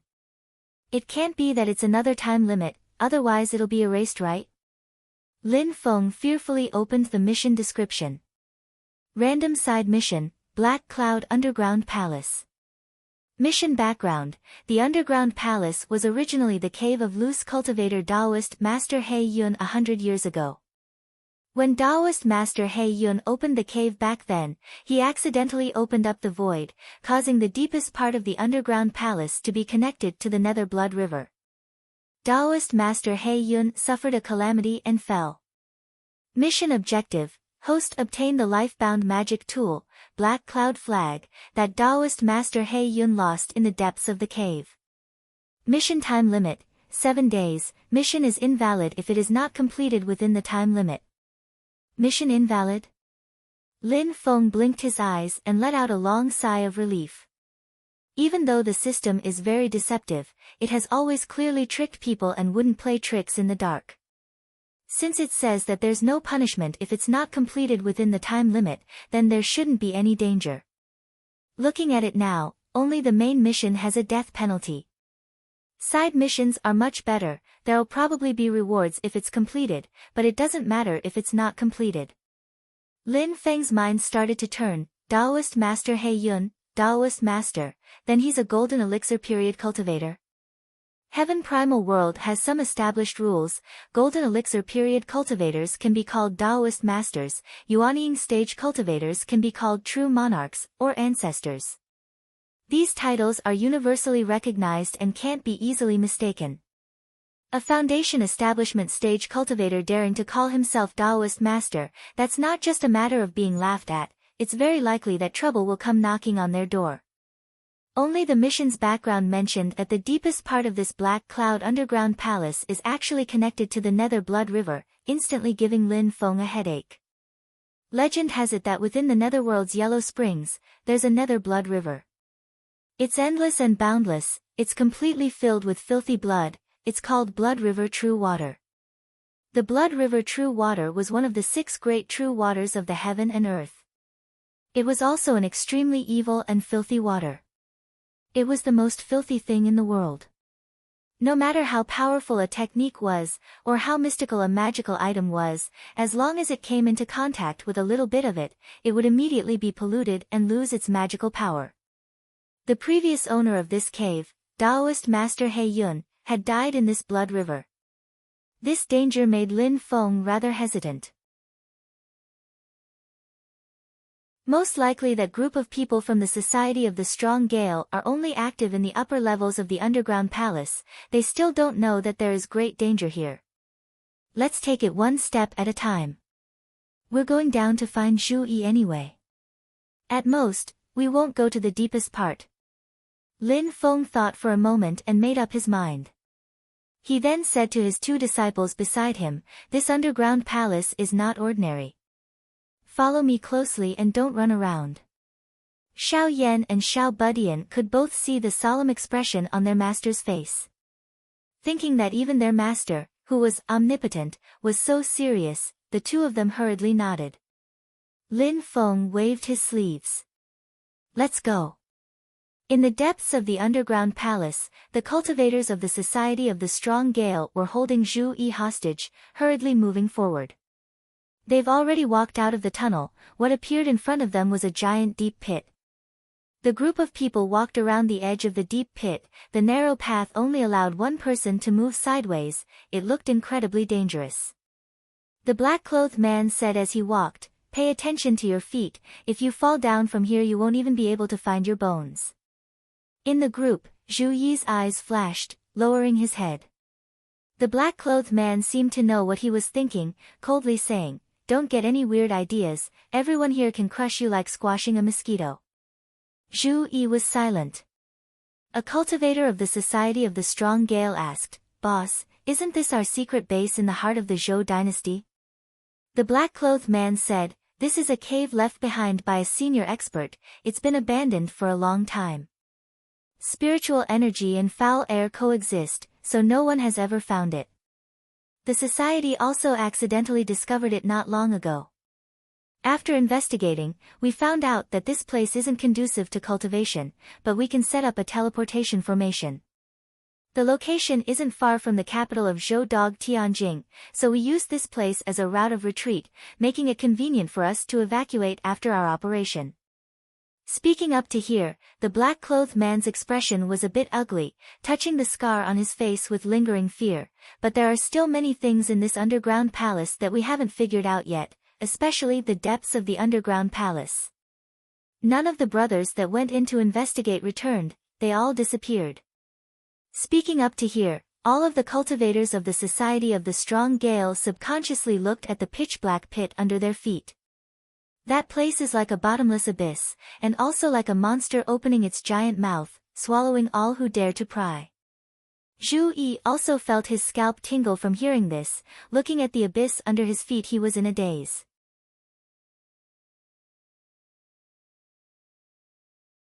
At this time the rings of light in midair followed the red beam of light and fell down, wrapping around the opponent's neck, then directly bringing that cultivator of the Society of the Strong Gale flying up, his body uncontrollably flying towards the middle-aged man in purple luxurious clothing who shot out the rings of light. The 9 rings of light succeeded one by one, actually capturing 9 cultivators of the Society of the Strong Gale alive in an instant. Let alone risking their lives, these cultivators of the Society of the Strong Gale can't even commit suicide. After capturing these 9 people, the middle-aged man in purple luxurious clothing loosened the rings of light on their necks, but these people were still unable to move. The middle-aged man in purple luxurious clothing did the same thing, waving his hand. The 9 rings of light once again flew towards the remaining cultivators of the Society of the Strong Gale. The black-clothed man shouted angrily, casting a small drum. The small drum rang out. The ear-piercing sound made the 7 Foundation Establishment Stage cultivators on the other side unconsciously frown. The sound of the drum brought up streams of invisible ripples, blocking the 9 rings of light in midair and making them unable to fly over. The brows of the middle-aged man in purple luxurious clothing furrowed slightly, saying to the others, "Friends of the 5 Elements sect, please help out." Of the remaining 6 people, 5 of them are wearing clothing of the same style, it's just that the colors are all different. They are respectively white, azure, black, red, and yellow, symbolizing the 5 elements of metal, wood, water, fire, and earth. The yellow-clothed old man in the lead coughed dryly, "No need to be polite, fellow cultivator, it's within our duties." In an instant, strong mana fluctuations surged from the bodies of the 5 people, filling the entire space. The black-clothed man's expression changed slightly, shouting, "Our Society of the Strong Gale has operated here for many years, how can we allow you to be presumptuous?" Finishing speaking, he crushed a jade tablet. The originally disorderly spiritual energy in the underground palace suddenly became orderly. A formation flashing with a blinding spiritual light appeared in midair. The sound of wind came from within the formation. The next moment, one after another enormous tornadoes rushed out of the formation. Like one angry dragon after another they roared and charged towards the 7 cultivators of the House of the Marquis. A dozen or so tornadoes rampaged about, interweaving together and turning the cave into a world of storms. Everything that blocked in front of the tornadoes were all torn to shreds. On the stone walls one deep ravine after another was left. For a moment, the wind howled, the mountains collapsed and the earth cracked. It was like the end of the world. In front of this formation, it's enough to tear apart Foundation Establishment Stage cultivators. Only those with the strength of the Golden Elixir period can protect themselves. The 5 cultivators of the 5 Elements sect were not nervous.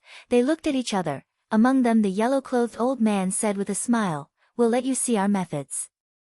The 5 of them cast a spell together, shouting in unison, "Reverse 5 Elements Demon Ceiling Formation." Colorless divine light shot up into the sky, instantly illuminating the entire cave. Even the pitch-black abyss below became bright. The 5 of them come from the same sect. They each cultivate a type of Tao technique, the 5 of them joining hands to lay down this reverse 5 elements demon ceiling formation is enough to suppress all opponents under the Golden Elixir period. The violent wind was enveloped by the 5-colored divine light. It was instantly frozen in midair, unable to continue wreaking havoc. Right now the black-clothed man's back was drenched in sweat. On one hand he had to control the magic tool drum to face the purple-clothed middle-aged man's circle of light. On the other hand he had to activate the formation to resist the opponent's reverse 5 elements demon ceiling formation. Being attacked from 2 sides, even if he has the geographical advantage he's still being pressed into a disadvantage. Just as he was panicking, a voice rang out unhurriedly, "Why are you so slow? 7 against 1 and it still takes so long." The next moment a figure appeared in midair. Just like that he stood still in midair above the abyss, looking down at everyone.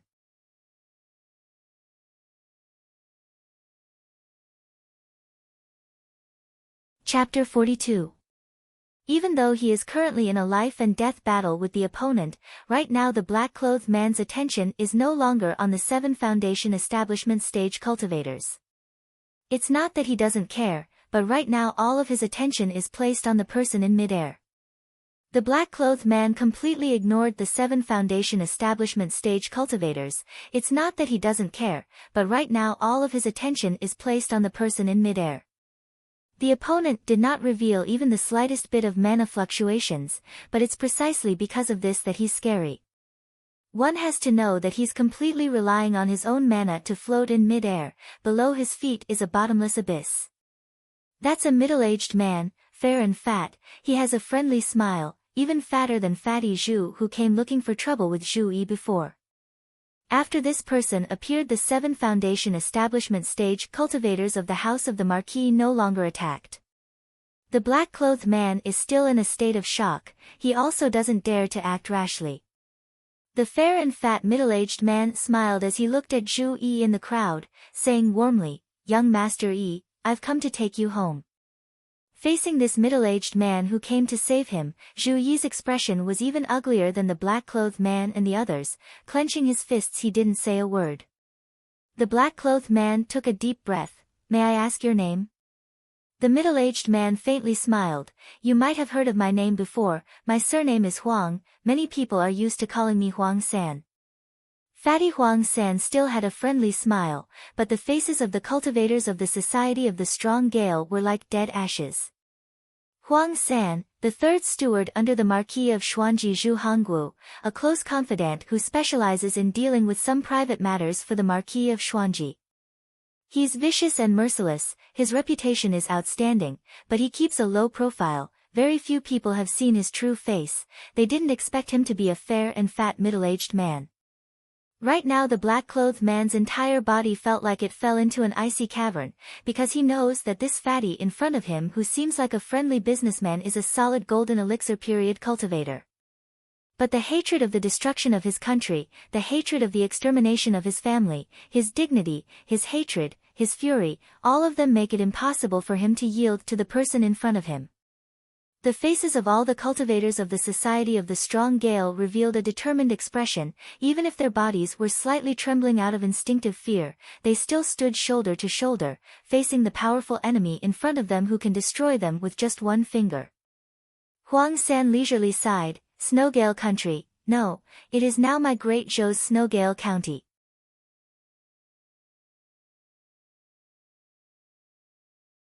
But they could still be considered calm, their gazes all turned towards the sky, the most direct target of the lightning's attack, Huang San. Huang San's expression was as usual, he even had the leisure to smile, a final struggle before death. Raising his 2 palms, at this moment a vigorous mana was revealed for the first time.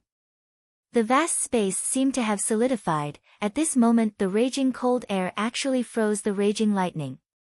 Within the snow-white cold air, the wildly dancing lightning was like a bound flying dragon, but under the confinement of the cold air, its movements became more and more rigid. The previously earthquake-like cavern also stabilized at this moment. The tragic sight of the world collapsing was calmed down by Huang San's laughter. Huang San smiled. Both in the golden elixir period, there are still differences in cultivation level. The hearts of the cultivators of the Society of the Strong Gale were even colder, a talisman that possesses the power of a golden elixir period cultivator's attack. Huang San doesn't take it seriously at all. The black-clothed man glanced at Zhu Yi, not daring to have the slightest hesitation, grabbing him and directly throwing him into the abyss below his feet, then charging towards the teleportation formation in the depths of the tunnel without even turning his head back. Huang San smiled, splitting out a strand of mana to catch the falling Zhu Yi, but a thick foul air suddenly surged up from the bottom of the abyss. This foul air is like a slumbering monster, suddenly awakened by the changes from before. When Huang San's mana came into contact with this foul air, he actually instantly lost control and was directly swallowed up by the foul air. Huang San's eyes that had already narrowed into a slit suddenly widened, his fat body disappeared from where he stood, and in the next moment he was already in front of Zhu Yi, personally catching Zhu Yi and at the same time also coming into contact with that foul air. Cold air curled around Huang San's body, a lot of it was corroded by the foul air, but he still used his powerful mana to suppress the foul air.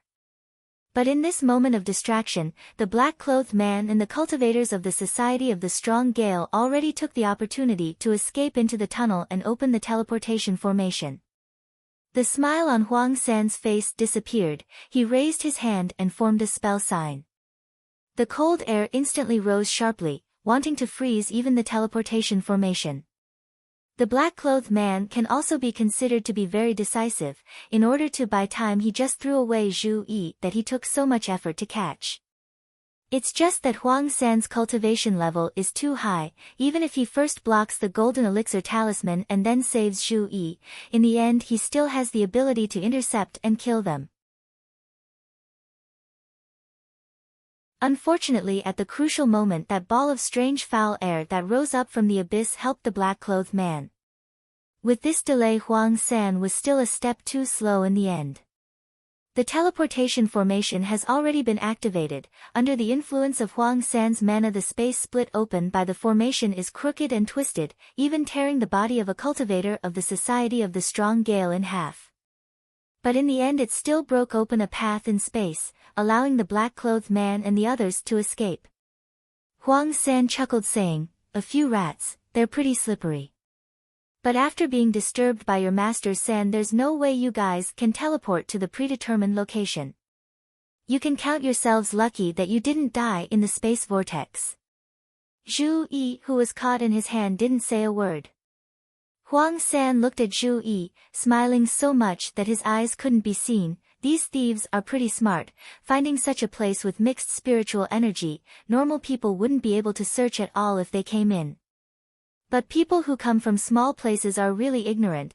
They didn't know that cultivators of the golden elixir period can still locate their targets in this kind of environment. The heavens have mercy and didn't let young Master Yi fall into the hands of those thieves, otherwise the Marquis's face would have been completely thrown away by you. The other 7 Foundation establishment stage cultivators all looked at Zhu Yi with a playful smile on their faces, like a cat playing with a mouse. Zhu Yi felt bitter in his heart. With just a glance he recognized these cultivators. They're all cultivators who rely on the Marquis of Xuanji's main wife, Madame Xiao. Even Huang San in front of him, even though he's the Marquis of Xuanji's trusted aide, he's also Madame Xiao's trusted aide. He often comes out to help Madame Xiao deal with some shady matters. For example, right now Zhu Yi believes that he doesn't mind getting rid of him along the way and then pushing the blame onto that group of people from the Society of the Strong Gale. This is truly leaving the tiger's den and then entering the wolf's den.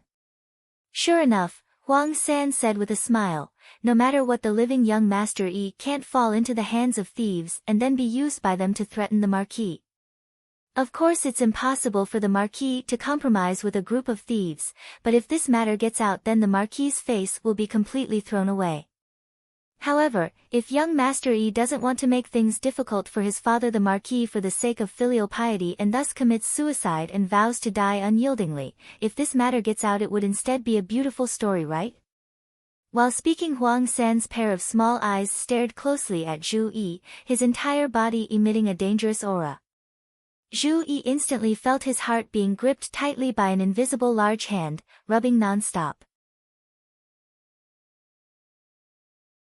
All the blood in his body gathered in his heart, wanting to explode his heart.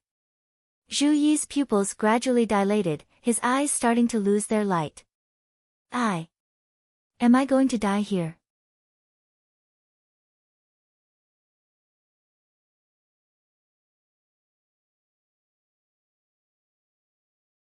At this moment, the foundational cultivator finally reacted.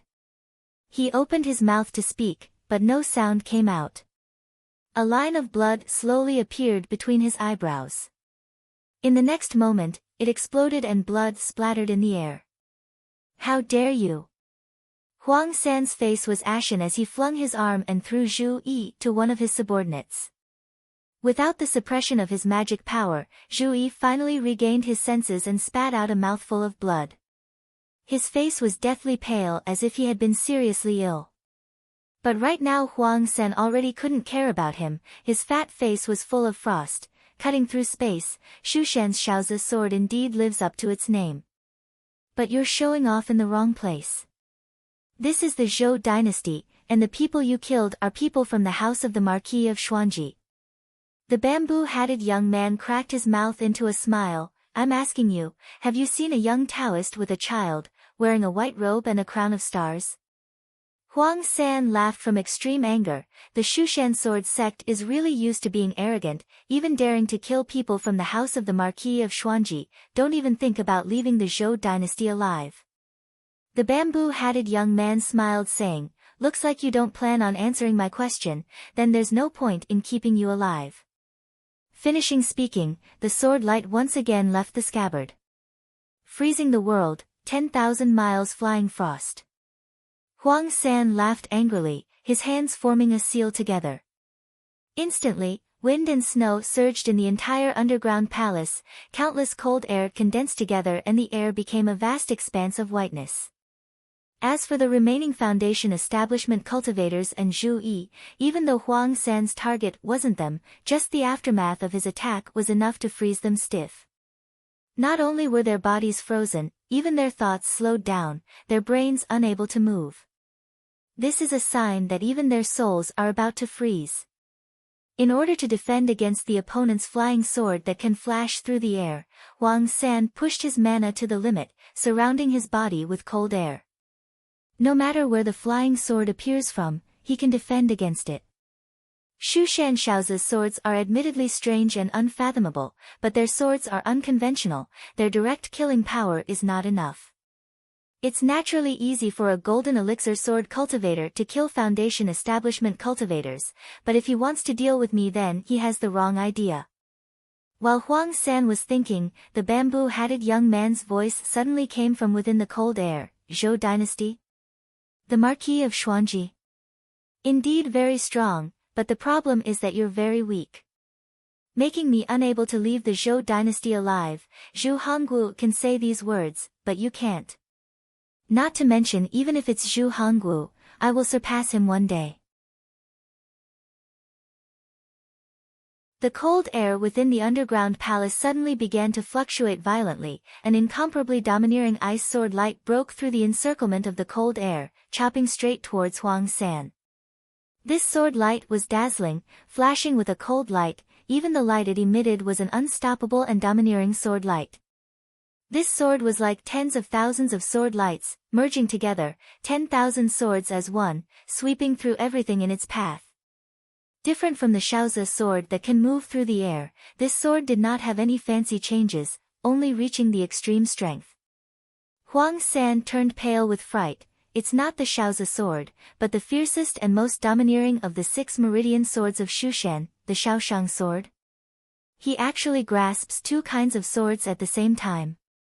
In a panic, Huang San condensed his mana, forming a profound ice shield in front of him. This was Huang San's strongest defensive method, he didn't even use it against the golden elixir talisman before, but now he used it without hesitation.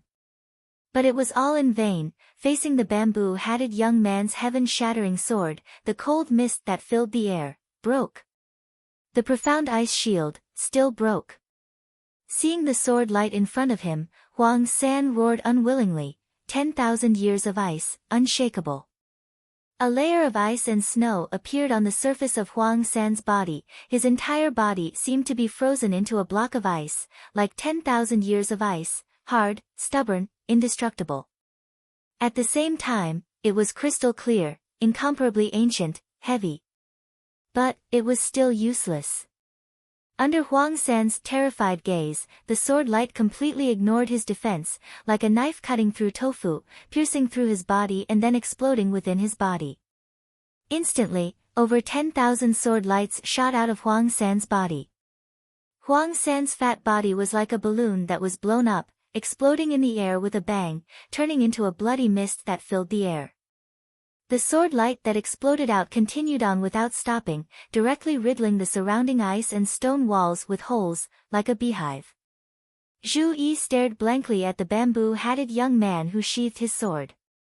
The foundation establishment stage cultivator of the house of the Marquis of Xuanji beside him was also dumbstruck. One sword, it was only one sword, and this bamboo-hatted young man killed Huang San, who was also in the golden elixir period. Huang San still had a lot of methods that he didn't use, he didn't even have the chance to self-destruct the golden elixir before being killed by his opponent. Zhu Yi suddenly had the urge to laugh.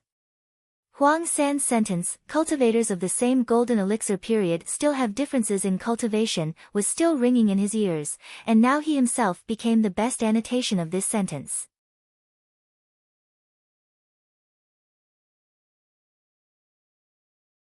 Lin Feng understood in his heart, this monk, somehow came into contact with the true blood river water. Right now he's using Buddhist light to protect his body, then using cyan flames to expel the tainted blood. Looking at this scene, a warm and genial smile like the spring sun appeared on Lin Feng's face out of habit.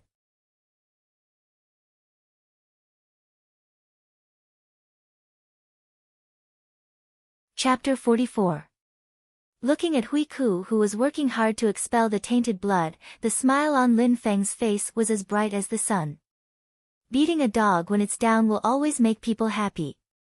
His disciple clearly had the same thoughts as him. Seeing this scene, Xiao Yan rubbed his palms together. This damn Baldy also has such a day.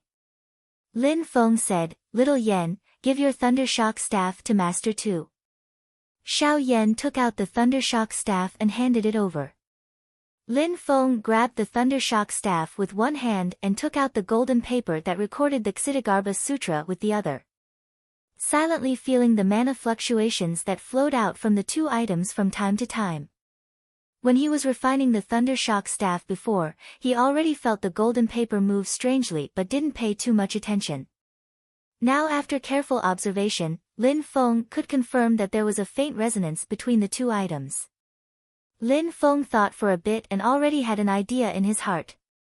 Calling over his two disciples, the Thundershock staff was still given to Xiao Yan and the golden paper was given to Xiao Budian. Today I'll be training you guys. In a bit, Master will only hold the line for you guys and won't easily make a move. Lin Feng said nonchalantly.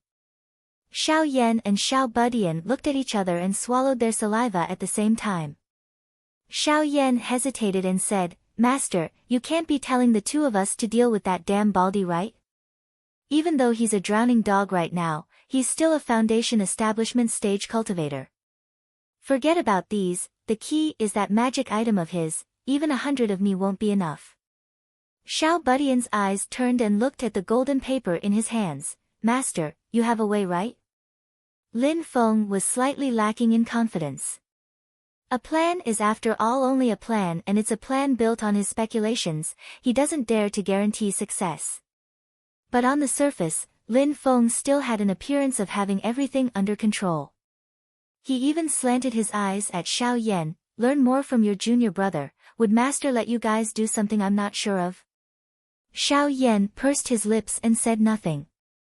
Lin Feng smiled and said, "You don't need to worry about that monk. The test I'm giving you is to break his 24 Heaven Arhat formation. The thing I'm giving you is the item to break the formation. Later, you just need to follow my instructions. Breaking the formation will be as easy as lifting a finger." The two disciples became spirited, rubbing their palms together as they looked at Hui Ku in the distance. They had been bullied by Hui Ku in Tianjing City Market. If the patrolling soldiers hadn't arrived, they would have already been caught by Hui Ku.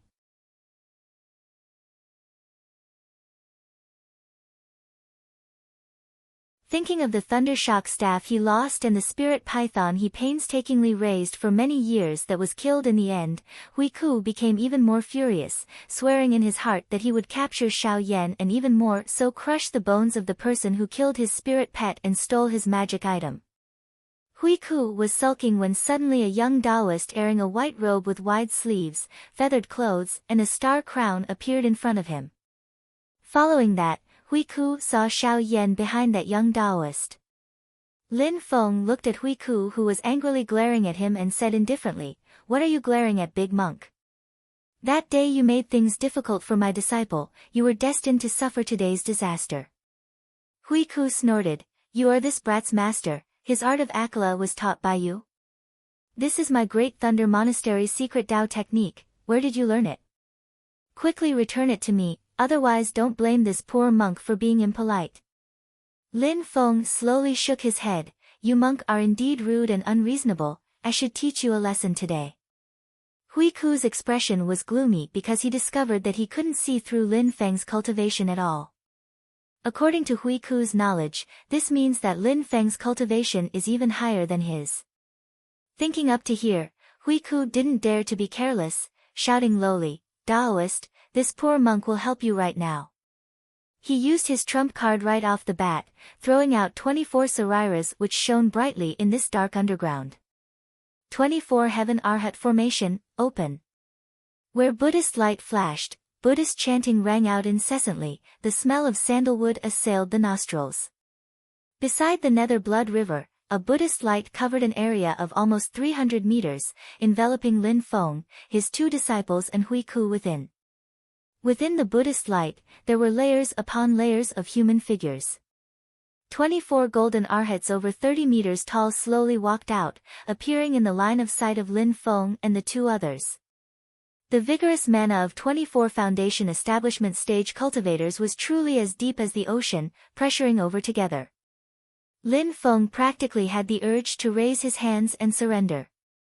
Lin Feng tried his best to compose himself, still looking at his 2 disciples beside him with a calm expression. It's up to you guys. Xiao Yan and Xiao Budian nodded at the same time, charging into the Buddhist light. With the protection of the Thunder Shock staff and golden paper, the mental pressure brought by the golden arhats had very little effect on them. Seeing this scene, Lin Feng knew that he had most likely guessed correctly. Between Buddhist Tao techniques and magic tools, even if they are different types, there will still be a lot of resonance. To a certain extent, they can mutually cancel each other out. Especially those 24 golden arhats, they actually don't have their own thoughts and only act according to their instincts under Hui Ku's control. But right now Hui Ku is busy defending against the invasion of the tainted blood. This formation actually has the tendency to treat Xiao Yan and Xiao Budian as one of their own. Even though Hui Ku was wholeheartedly defending against the invasion of the tainted blood, he still gave the golden arhats an order. Instantly 24 giants that were 30 meters tall charged towards Lin Feng with large strides. Don't mention that they were all foundation establishment stage cultivators mana level, just their height and bulk was enough to make people's hearts tremble. A golden arhat was the first to arrive, a large hand directly enveloping the top of Lin Feng's head. Under the pressure of the vigorous mana, Lin Feng only felt that the space around him was locked, even the air was frozen. A strong wind blew against his face, but the dust on the ground couldn't even fly up, it was all firmly pressed down. Lin Feng took a deep breath, both feet stepping on the ground, the mana around his body moving at full speed. The Tao technique he used was not the 9 Heavens Thunder technique, nor was it the art of Akala, nor was it the art of Blue Ocean River. The Tao technique that Lin Feng used was precisely the Ksitigarbha Sutra that should have belonged to Zhu Yi. He didn't even let go of the art of Blue Ocean River, much less let go of this top Buddhist Tao technique that is on the same level as the art of Akala. Even though he didn't successfully cultivate the golden Ksitigarbha body, right now Lin Feng has already obtained a bit of the true meaning of being patient and unmoving like the earth, thinking quietly and deeply like a secret. The current Lin Feng was like the vast and boundless earth, silently bearing the weight of all things in the world. No matter how violent and overbearing you are, I will not move. The golden arhat's movements clearly slowed down for a moment. He was refined from the relic of a Buddhist supreme being, even though he doesn't have any thoughts right now and doesn't have any consciousness, but some scattered memories deep in his soul still exist. He felt that the target of his attack seemed to be a fellow Buddhist, this made him very resistant. Hui Ku also sensed something and was instantly stunned. This is the Ksitigarbha Sutra. How can a Taoist know so many of our great Thunder Monastery's secret Tao techniques? Could it be that he's actually also a Buddhist, pretending to be a Taoist to disguise himself? Just as he was perplexed, another wave of feeling came. It was someone actually trying to collect a certain relic that was the eye of the formation. Hui Ku was instantly furious. "Two little beasts, how dare you? You're tuning in to the Blissful Bookshelf YouTube channel. We're so grateful for your support and don't forget to subscribe to join us on this incredible journey through captivating stories. Your generosity through donations truly makes a world of difference, as it's the primary source of revenue that allows me to expand and enhance this channel for you. Thank you from the bottom of my heart for being a part of this adventure.